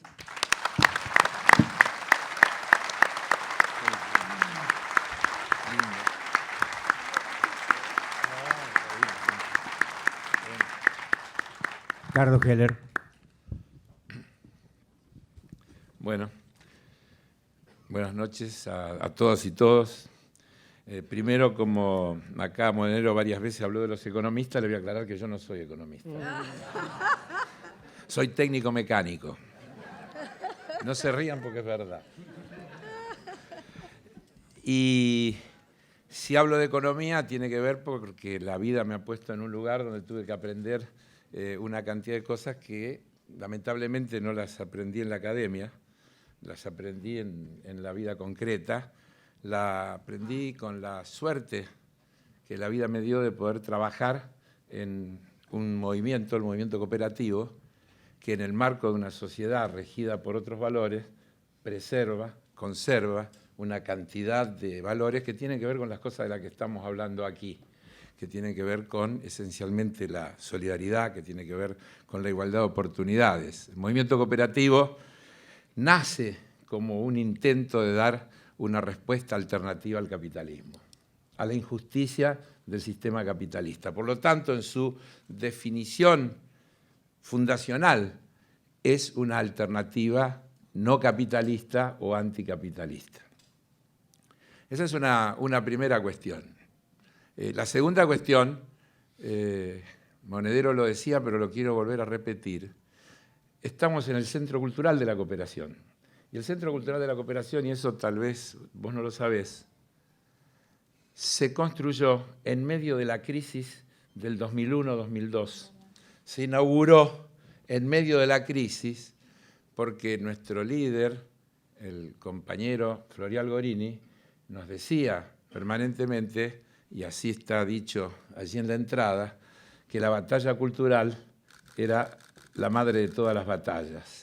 Y entonces, cuando en la Argentina todo estaba paralizado, cuando nadie hacía nada, cuando crecía el desempleo, cuando los boliches cerraban, las pymes quebraban, los jóvenes se iban masivamente del país, aquí, en la calle Corrientes, en pleno centro de la capital de este país, nosotros construíamos con esfuerzo y con un gran entusiasmo y con mucha fe este Centro Cultural de la Cooperación, porque sabíamos que este iba a ser un lugar desde donde íbamos a dar parte de esa enorme batalla. Así que estamos muy felices de que vos estés hoy aquí con nosotros, porque nosotros venimos luchando desde toda una vida, entendiendo que esa batalla cultural es decisiva y que la damos en desigualdad de fuerzas, en una enorme desigualdad de fuerzas, pero la damos también con una enorme convicción, que es la que nos da la de estar seguros y convencidos que la razón está de nuestro lado. Porque lo que nosotros defendemos son los intereses de la mayoría de la sociedad, los intereses de la mayoría del pueblo argentino, como otros lo hacen en otras latitudes. Dicho esto, algunas reflexiones también que me parecen interesantes, interesantísimas, todo este tema de las izquierdas y las derechas. Porque a veces creo que la terminología nos puede confundir. Acá en la Argentina a veces nos encontramos con autorreferenciados izquierdistas que, por ejemplo, cuestionan los movimientos populares que se han desarrollado en la región y que han estado invariablemente en contra, no solo en la Argentina, en Brasil, en Venezuela, en Ecuador, en Bolivia, etcétera, etcétera. Entonces, el tema de las etiquetas, el tema de las autodenominaciones y demás, también tienen un valor relativo que hay que repensarlo. En definitiva, yo creo que es más práctico y nos sirve más si lo pensamos en términos de cuestiones bien concretas. El mundo tiene una opción, o lo regula el mercado o lo regula el Estado. Y en esa primera gran opción aparece la primera gran definición que alinea, yo diría, a la sociedad, a las ciudadanías del mundo entero. Nosotros tenemos un gobierno y un presidente que nos propone un Estado canchero. Vamos a decirle a Monedero que canchero en en porteño tiene una acepción de tipo piola, de tipo... Pero no, él no habla de eso, él habla del canchero que arregla la cancha. Lo dice en términos concretos y lo ha dicho en el foro del mundo de la libre empresa en Davos. En Davos, al poco de asumir, el presidente fue y dijo: nosotros queremos un Estado canchero que prepare la cancha para que ustedes jueguen. No invento nada. Está dicho, seguro, con esas palabras no creo que hayan sido demasiado diferentes. Y hace poco, en el Foro de la Convergencia Empresarial, uno de los centros ideológicos del pensamiento neoliberal en la Argentina, dijo: ya hemos hecho lo principal para sacar la traba que significa para ustedes el Estado, ahora les toca a ustedes, jueguen. Insisto, allí tenemos planteada una de las cuestiones fundamentales, porque siempre alguien regula. Por eso, o lo regula el mercado, entonces, si el dólar es libre, entre comillas, lo regula el mercado, la oferta y la demanda, puede valer cualquier cosa. ¿Quién puede decir cuál es el precio del dólar? Es la lógica de la oferta y la demanda. Alguien que quiere comprar, cuánto está dispuesto a pagar, y alguien que quiere vender, cuánto quiere cobrar. Así de sencillo. Sin embargo, después esto tiene una complicación. Resulta que ese precio del dólar determina cuánto vale el maíz. Y el maíz lo comen las gallinas, los cerdos, las vacas, todos los animales que luego los humanos consumimos, y por lo tanto el precio de esos alimentos va a variar como varía el precio del dólar. Entonces no es indiferente para la sociedad ni un problema solamente para los que compran o venden dólares, sino que es para el conjunto de la sociedad. Y si el trigo vale más dólares la harina, y si la harina vale más dólares, el pan vale más dólares, y los fideos valen más dólares, y así de corrido podríamos pasarnos el día dando ejemplos. Lo que sucede es que esa supuesta libertad, fíjense que no es libertad para todos. Por ejemplo, no es libre para discutir salarios. Y sobre todo no es libre para discutir salarios del sector público. Compañero y amigo rector nos ha dado la referencia. Es terrible. Ustedes se dan cuenta que la comunidad universitaria argentina está paralizada porque el Estado le ofrece un aumento salarial del 15%, que es la pauta corregida a diciembre del año pasado del 10% inicial que dijeron en el presupuesto, ¿verdad?, como ellos lo llaman, que era del 10%, que era la inflación que íbamos a tener este año. Y él, como prudente profesor que es, habló del 30%, y el 30% ya ha quedado atrás y es un piso de lo que será la inflación. Y hasta los diarios semioficialistas o oficialistas están recogiendo estos días que el salario va a tener para fin de año una pérdida de valor real del orden del 8%.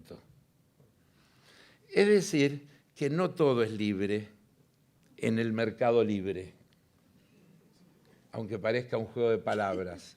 Porque, como yo no me canso de repetir, el ajuste significa un cambio en los precios relativos de las cosas. Si todo variara de la misma manera, no habría ajuste. Para que haya ajuste, algunas cosas se tienen que atrasar frente a las otras. Y curiosamente, en la Argentina, como en muchos países, como Grecia, como recién también nos recordaba Monedero, que dicho sea de paso, dicen Grecia ha vuelto a ser libre, con lo cual están reconociendo que estaba esclavizada, porque se ha vuelto a ser libre, pero luego inmediatamente dicen, pero no tanto, porque va a tener que seguir cumpliendo con planes hasta el 2022, creo, de todas las cosas que aún le faltan hacer. Y ese fantástico proceso que han llevado adelante de cumplir a rajatabla lo que le ha encomendado la Troika, que es más que el Fondo Monetario, tienen la ventaja de que tienen una troika, no solo al fondo, tienen al fondo, al Banco Central Europeo y al Mercado Común Europeo, ¿no? A la Comisión. Entonces, esa troika le ha impuesto un plan hace ya 8 años y luego de esto el país tiene un 25% más chico su Producto Bruto.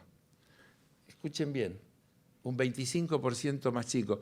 Y no lo piensen en términos, bueno, pero Grecia está tan lejos. El modelo de lo que se hizo en Grecia es el modelo de lo que se quiere hacer acá. 25% del producto más chico. La deuda, 180% del PBI. El desempleo, 20%. Vamos a decirle a Macri que se ufana de tener el récord de que hemos conseguido el crédito más grande de la historia, que los griegos nos han ganado lejos, porque han recibido 280.000 millones de euros de préstamos de la Troika durante estos 8 años, lo que los ha convertido en uno de los países, tienen el récord, sí, de ser uno de los países más endeudados de la historia. Es una foto en la que no podemos dejar de mirarnos, porque todos los datos de Grecia de hoy son peores que los que tenía Grecia cuando fue llevada a esa situación. Y lo quiero completar con una cuestión política. Papandreou, el gobernante anterior, anunció el tema de la firma del acuerdo con la Troika como una nueva odisea que iban a transitar los griegos. El gobierno de Tsipras, que ganó repudiando ese acuerdo y que llamó a un referéndum que tuvo una amplísima mayoría popular pidiendo rechazar ese referéndum, fue doblegado por la fuerza, con la amenaza de ser expulsado de la Comunidad Europea y de no sé cuántas plagas más. Y Tsipras tuvo que volver a decirle a su pueblo que lo había votado primero contra el fondo y que había aprobado un referéndum luego diciendo que estábamos en contra del fondo, a decirle no tenemos más remedio y agachar la cabeza y transitar ese camino durante 8 años. Desde luego que faltó la parte de la resistencia, desde luego que faltó la calle, desde luego que ese gobierno, más allá de las intenciones que tenía, terminó doblegado por la fuerza que tenía el poder concentrado al que trató de oponerse luego con el respaldo de una elección, por lo que una elección no alcanza, por lo que creo que además de una elección hace falta el pueblo movilizado, hace falta la gente defendiendo sus conquistas, porque de otra manera es imposible. Así que yo creo que lo que estamos es en un debate global y donde con las particularidades y las diferencias lo que pasa en el mundo se parece bastante. Hubo una pelea que en un momento dado el capitalismo ganó y que se quiso presentar como el fin de la historia y como el fin de las ideologías. Y a partir de eso, yo digo que el capitalismo decidió cobrar la factura de lo que había invertido en construir el estado de bienestar, tratando de frenar lo que era el desarrollo del campo socialista en un determinado momento. Y ahora estamos pagando la factura. El capitalismo con su peor rostro.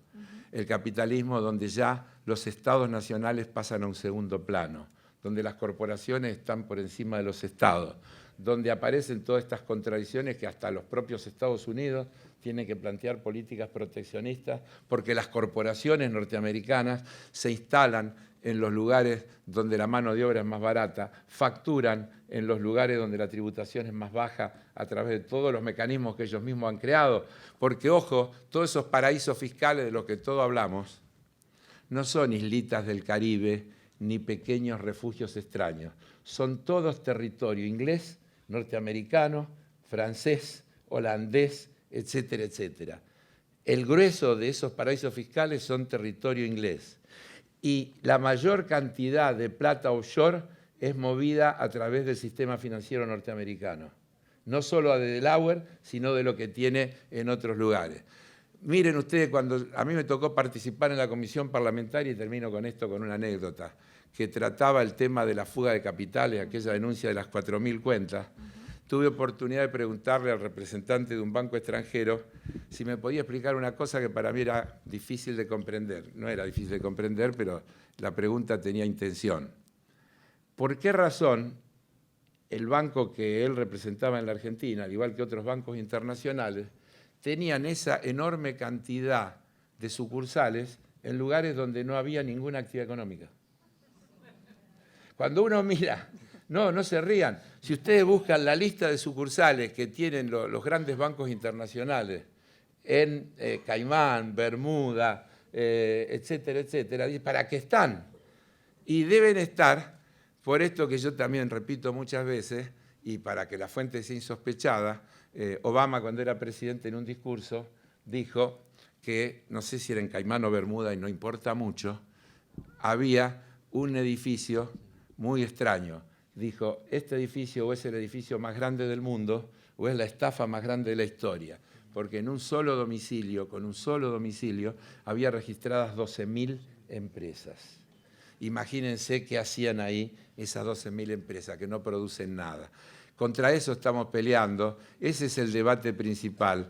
Un mundo regulado por las corporaciones, regulado por el mercado, o un mundo regulado por la representación de la sociedad, que es el Estado, asumiendo lo que dijo Cristina recién. Los ricos no necesitan regulación. La regulación siempre ha sido pensada y es una necesidad de los sectores más débiles.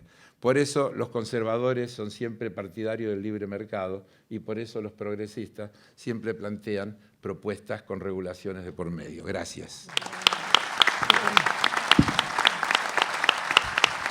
Jorge Tayana.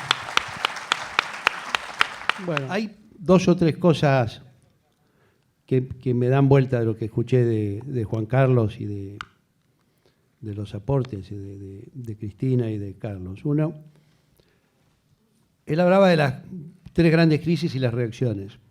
En la región, en la Argentina, pero en la región tenemos una paradoja y es que la aparición de gobiernos nacionales, populares, progresistas fue posterior, por supuesto, a la implementación del neoliberalismo, pero anterior a la gran crisis del sistema del 2007-2008.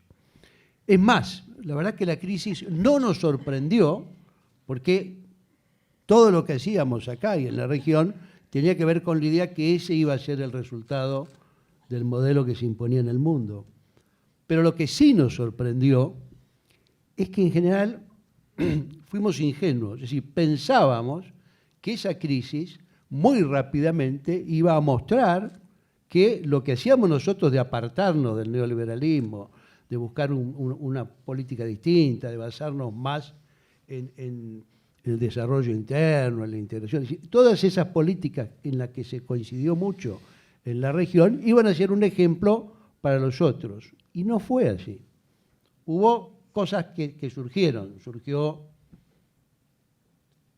Syriza en Grecia, surgieron ustedes en España, después vimos lo que pasó en Portugal, pero digamos, en general, lo que nosotros pensamos que era, bueno, se acabó la ola neoliberal y ahora va a empezar una cosa distinta, resultó en que se reforzó la ola neoliberal con el insider, outsider que vos mencionabas, ¿no? Aparecieron los Macron, los Macri, los Trump, todos esos personajes que reafirmaron una nueva versión de neoliberalismo y consolidaron. Entonces, ese es un primer punto. Yo digo para entrar en el camino que vos decías de la necesidad de la reflexión y la visión crítica. La visión crítica y autocrítica, que siempre nos cuesta. En la Argentina somos nostálgicos, pero en general las responsabilidades siempre son de los otros, digamos. Hay una frase famosa que decía mi suegro, que era profesor en la facultad, era ingeniero, y él decía, no hay alumno que no diga, me saqué un 10, me pusieron un 4. ¿No? O sea, el 10 siempre es responsabilidad propia, el 4 no se sabe. Pero bueno, una de las cosas que hay que reflexionar es eso, es decir, porque el que insiste mucho en ese punto, Pepe Mujica habla de dos cuestiones.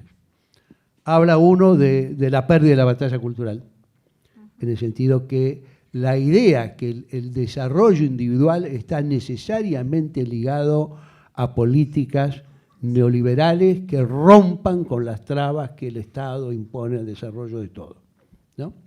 Y nosotros no logramos trascender con nuestra sana doctrina peronista de la comunidad organizada, que solo el hombre puede realizarse en una comunidad que se realiza, que es lo que decimos hace muchos años con éxito relativo. Pero digamos, no logramos romper ese esquema. Eso nos ganaron. Y la otra que nos ganaron, y que tiene importancia por una cosa que voy a desarrollar después, es también respecto de la integración. En todo nuestro proceso estuvo muy claro la importancia de la integración y de la integración entre iguales, ¿no es cierto? Por eso se rechazó el ALCA, por eso se planteó fortalecimiento del Mercosur, por eso se creó el UNASUR, por eso se abrió la CELAC. Pero la verdad es que no dimos todos los pasos que había que dar para consolidar eso como algo lo suficientemente sólido que fuera la base de separarse ante este mundo impiadoso y financierizado, ¿no? Porque en la reflexión de Juan Carlos sobre el tema del Estado, aparece esto, que el debilitamiento del Estado y el triunfo del neoliberalismo tiene que ver con transformaciones que hacen que incluso el keynesianismo muestre su agotamiento. Y entonces, buena parte de los pensamientos que hubo en nuestra época, en varios lugares, era una especie de, con un neo-keynesianismo salimos del desarrollismo y ahí vamos bien. Y la verdad que estábamos ignorando que ese keynesianismo ya había entrado en crisis y que buena parte de los resortes estaban extranjerizados, estaban financiarizados y que el tipo de regulación ya no podía ser ni individual, tiene que ser global y tenía que ser también, pensamos, desde una perspectiva de integración para ser eficaz. Eso me parece que es un elemento importante. Un penúltimo punto que quiero plantear es la relación entre gobierno, gestión y partido-movimiento. Me parece que eso es central.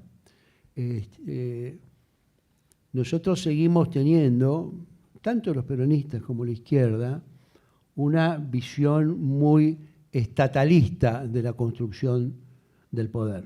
Es decir, sabemos, estoy en contra de la teoría del acontecimiento como idea central de construcción del poder, sabemos que la herramienta del Estado es la única herramienta capaz de equilibrar la fuerza entre el movimiento popular y los poderosos. Sin el control del Estado es muy difícil eso. Por eso la lucha tiene como un objetivo recuperar el control del Estado para el gobierno. Eso está bien. Ahora, creer que solo es el Estado la fuerza transformadora y que las correlaciones de fuerza se modifican y que las relaciones de poder se modifican solo desde el Estado es un error. Es un error porque es poderoso, pero no consolidás poder en la sociedad. En la batalla cultural, con acordarse de Gramsci sería suficiente, digamos, ¿no? El concepto de hegemonía en esa batalla cultural es esencial y no descansa solo en la apropiación del Estado, descansa en la fuerza que tenés en la sociedad. Y en el poder de transformar la realidad me parece que también.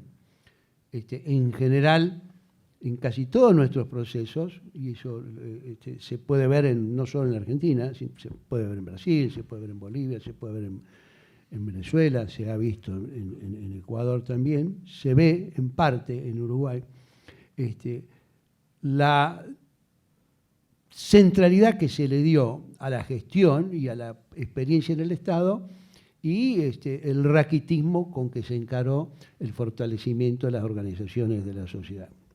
Aquello que los peronistas llamábamos las OLP, que son las organizaciones libres del pueblo. O sea, la idea de que los sindicatos, los partidos, los grupos culturales, las asociaciones civiles, los clubes, las asociaciones, todo eso tenía una fuerza y tiene que tener una vida que es la que te garantice la capacidad de reproducción y de generación de políticas. Creo que eso lo hemos aprendido en estos años y lo estamos haciendo. No quizás con toda la velocidad que se debiera, pero en la sociedad argentina creo que hay un fortalecimiento de organizaciones de la sociedad civil que van a mejorar la correlación de fuerzas. Porque sí mantenemos algunas cosas muy positivas.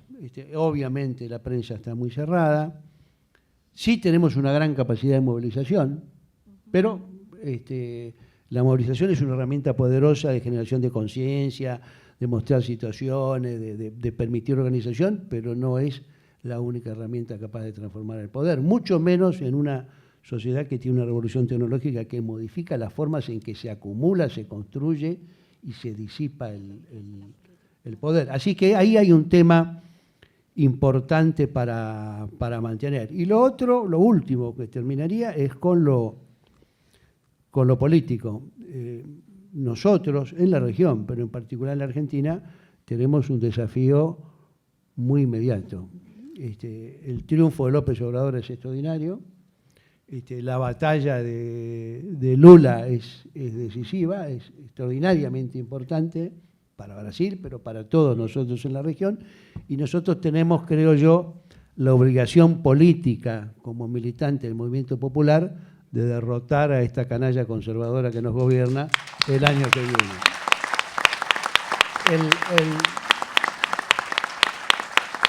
No es una tarea sencilla, es una tarea compleja, hay que superar muchísimas limitaciones, muchísimas fragmentaciones, muchísimas contradicciones que existen, y al mismo tiempo hay que construir un marco común y una posición política que devuelva la esperanza, que canalice la voluntad de lucha del pueblo, que defienda los derechos que este gobierno sigue conculcando una vez más y que abra una esperanza de triunfo y de recuperación del gobierno para una política que respete a los argentinos, que respete el trabajo y que respete la dignidad humana. Nada más.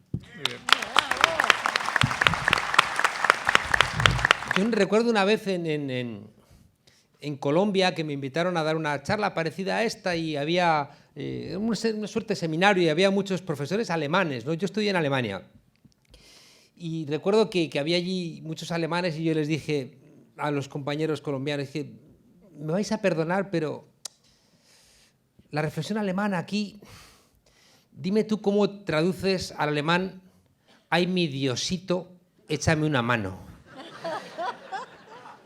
Le pides a Habermas que traduzca ay mi Diosito y le da una apoplejía, ¿no? O sea, Quiero con esto decir que el nivel intelectual de esta mesa a mí me desborda, ¿no? Y quiero decirles sinceramente que siempre cuando yo vengo a Argentina vengo asustado, ¿no? Porque digo, esta gente lee a Schopenhauer en el subte, ¿no? Entonces...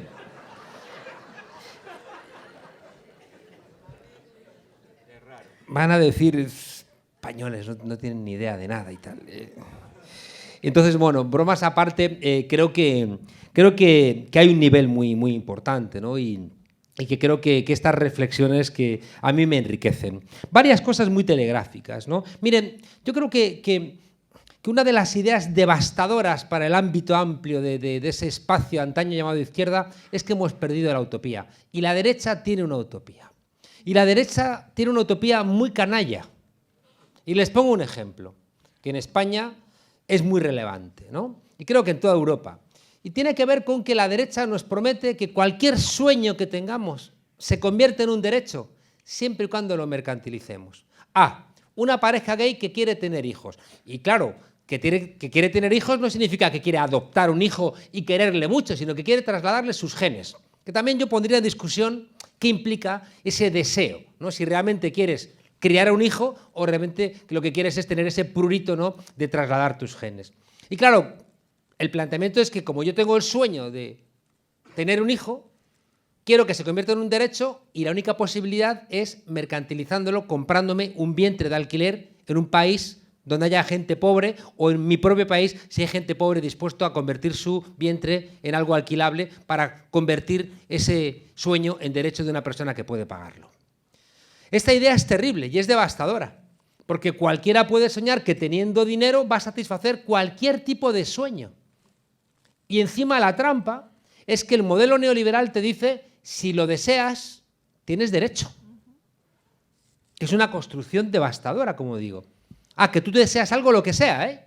Lo que sea. Incluso que ya no es que te compres un riñón, sino que le compras un útero a una señora que lo va a hacer. ¿Por qué? Antes de venir acá acabo de terminar un libro sobre la izquierda y y de repente en una librería, viniendo para acá, ojeé y había una colección de esas de autoayuda, ¿no?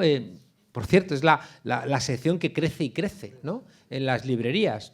Yo siempre digo que la única autoayuda que funciona es la autoayuda colectiva, y la autoayuda colectiva se llama política.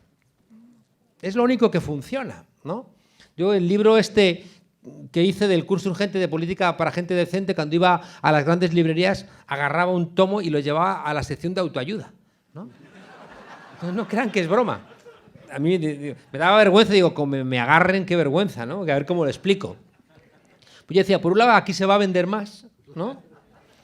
Y por otro lado, creo que es donde tiene que estar, ¿no? Porque creo que, de verdad, la única autoayuda que funciona es la colectiva. Pero bueno, lo que quería trasladar, que creo que es realmente relevante, es que ellos han sido capaces de construir en ese mundo de interrelaciones mercantiles, donde el espacio que nos imaginamos es un espacio basado en la capacidad de consumo que vamos a tener.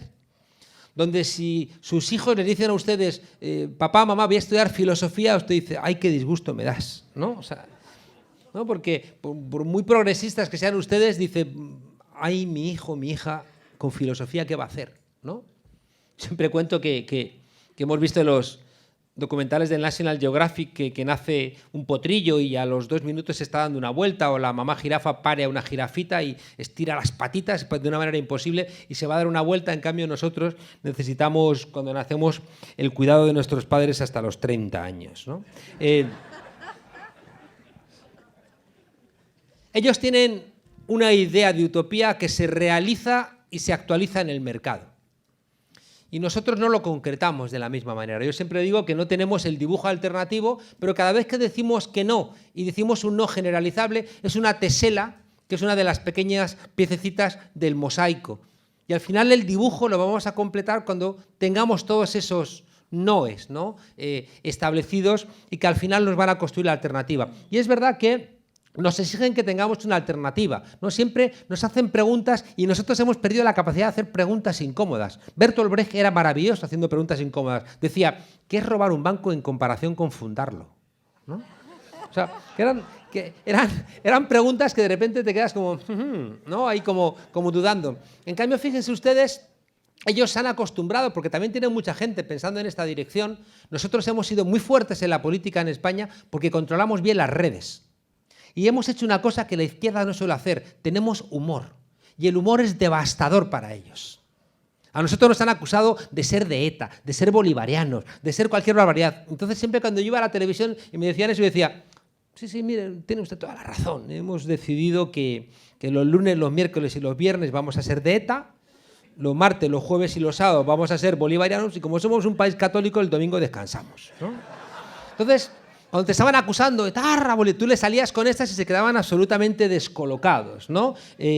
La risa le quita la solemnidad a los idiotas, ¿no? O sea, la risa es muy relevante, ¿no? Porque por eso al poder le molesta la risa, ¿no? Solamente se la toleraba al bufón, porque el bufón, al ser una persona encorvada, le podía decir las verdades, pero no le hacía mella porque lo decía una persona deforme, ¿no? En cambio, cuando la risa la estableces de igual a igual, es devastadora igualmente para el poder. Lo relevante es que tenemos que preguntarnos qué hacemos contra esa, ¿no?, articulación del deseo convertido en derecho vía mercantilización que hace y promete el modelo neoliberal. Yo lo hago con mis alumnos, les digo, ¿tenéis derecho sobre vuestro propio cuerpo? Sí. ¿Eso significa que podéis tener las relaciones sexuales que queráis?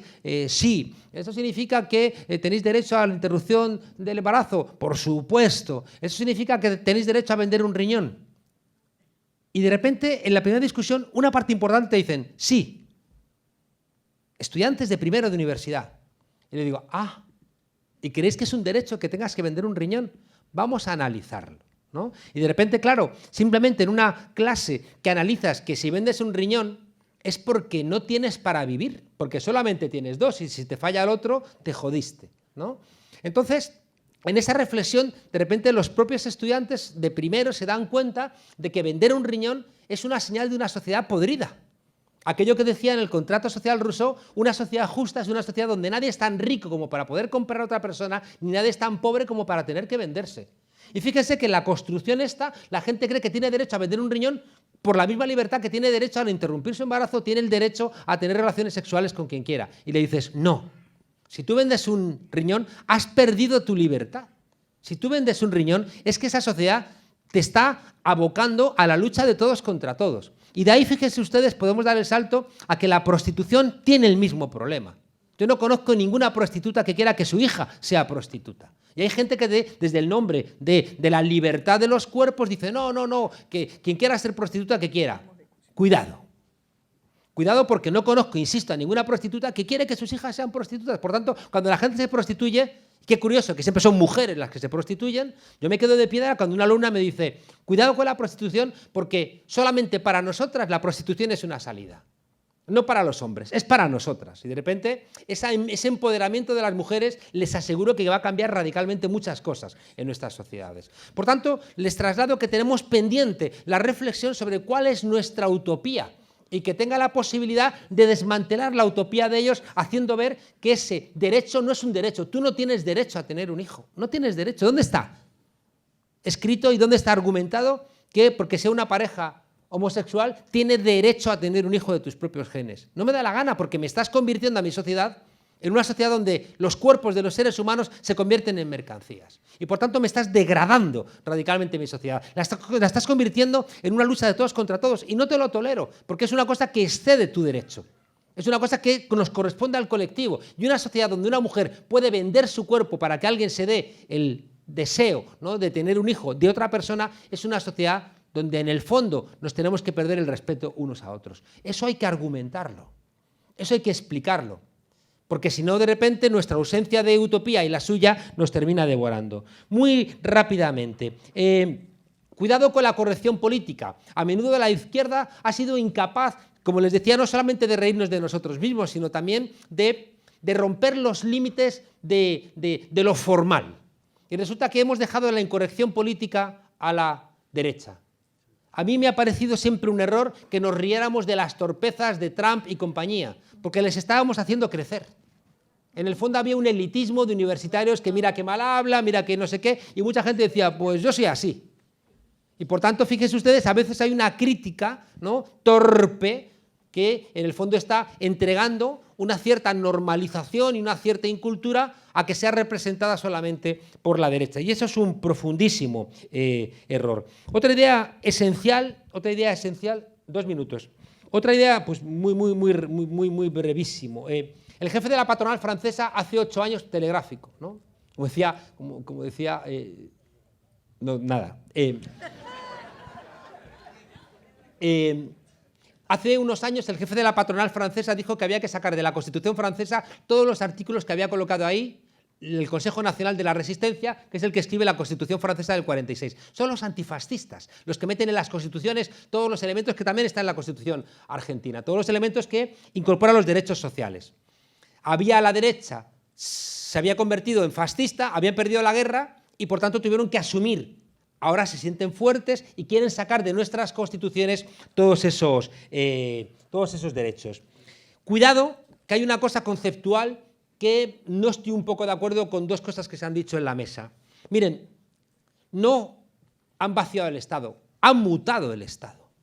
El modelo neoliberal se hace fuerte a partir del 73 con el bombardeo del Palacio de la Moneda, donde Pinochet va a llamar a los Chicago Boys, que van a plantear que el desarrollo de la economía tiene que ser sin sindicatos y sin derechos de los trabajadores.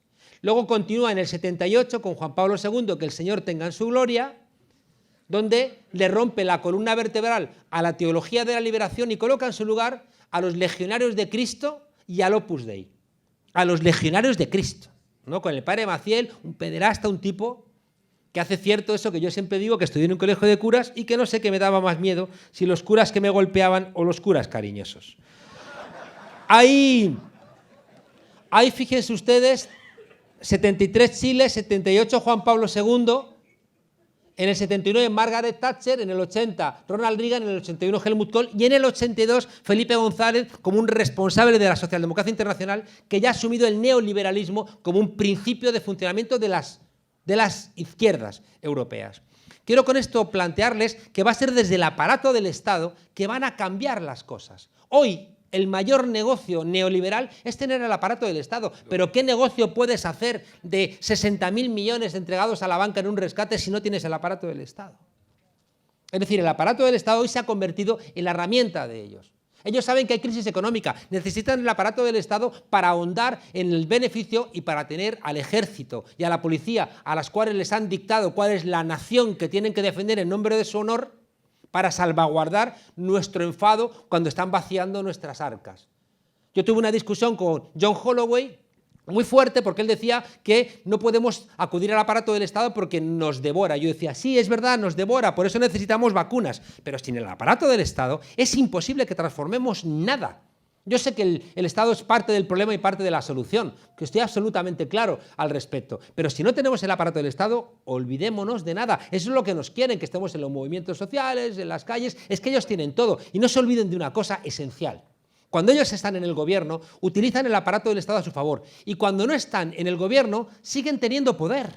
Es la discusión de Kautsky con Lenin, en un libro famoso donde el pobre Kautsky quedó para siempre catalogado como el renegado Kautsky. Kautsky le está diciendo a Lenin, me estás asustando a la gente, deja de fusilar a los Romanov, no hagas esas cosas que están feas, ¿no? Y entonces Lenin le dice a Kautsky, eres un idiota. Y Kautsky no era cualquier persona, ¿eh? Kautsky era el albacea de los textos de Marx. Es el que los va a elaborar después de Engels, no era cualquier tipo. Pero claro, Lenin le dice, tenemos el gobierno, pero no tenemos el poder. Néstor podía tener el gobierno, pero no tenía el poder, igual que Cristina, no nos engañemos, el poder lo tienen ellos. Ellos siguen teniendo los bancos, los medios de comunicación, sectores del ejército, las relaciones internacionales, la diplomacia, las relaciones con Basilea. ¿El qué? Claro, la justicia, los bufetes de abogados, es que lo tienen todo, es que lo tienen todo. Y por eso decía que es muy importante que entendamos que tenemos el gobierno, pero no tenemos el poder. Incluso el aparato del Estado, como les quería contar antes, no es que sea el Estado el Consejo de Administración de la burguesía, pero sí que tiene sesgos. ¿Y saben ustedes de qué depende que esos sesgos se conviertan en reales o no? De la correlación de fuerzas. Por eso mi planteamiento es un planteamiento posmarxista o de algunos marxistas que dicen, es verdad, el Estado es lo que utiliza los sectores dominantes para hacer valer su dominación. Pero cuidado, lo hacen valer porque el Estado heredado tiene ese sesgo de clase, de género y de raza, que son las tres grandes opresiones, pero lo van a actualizar solo si no estamos en la calle, si la correlación de fuerzas les sirve. Si ustedes, las mujeres, hubieran estado más en la calle y con más contundencia, el resultado de esa negación del Senado de la ley de interrupción voluntaria del embarazo cambia. Dense cuenta ustedes. ¿Tiene el sesgo? Sí. ¿Tienen las leyes? ¿Tienen el Estado? Sí. ¿Tienen los medios? Sí. Pero si las mujeres se plantan y tienen el apoyo de los hombres, cambia. La correlación de fuerzas es lo importante, es lo que nos enseñó Marx, es lo más importante. Por tanto, no cabe en este aspecto ningún tipo de fatalismo. Estoy un poco cansado, están ustedes, me van a perdonar, un poco llorones. Están ustedes un poco llorones. Sí.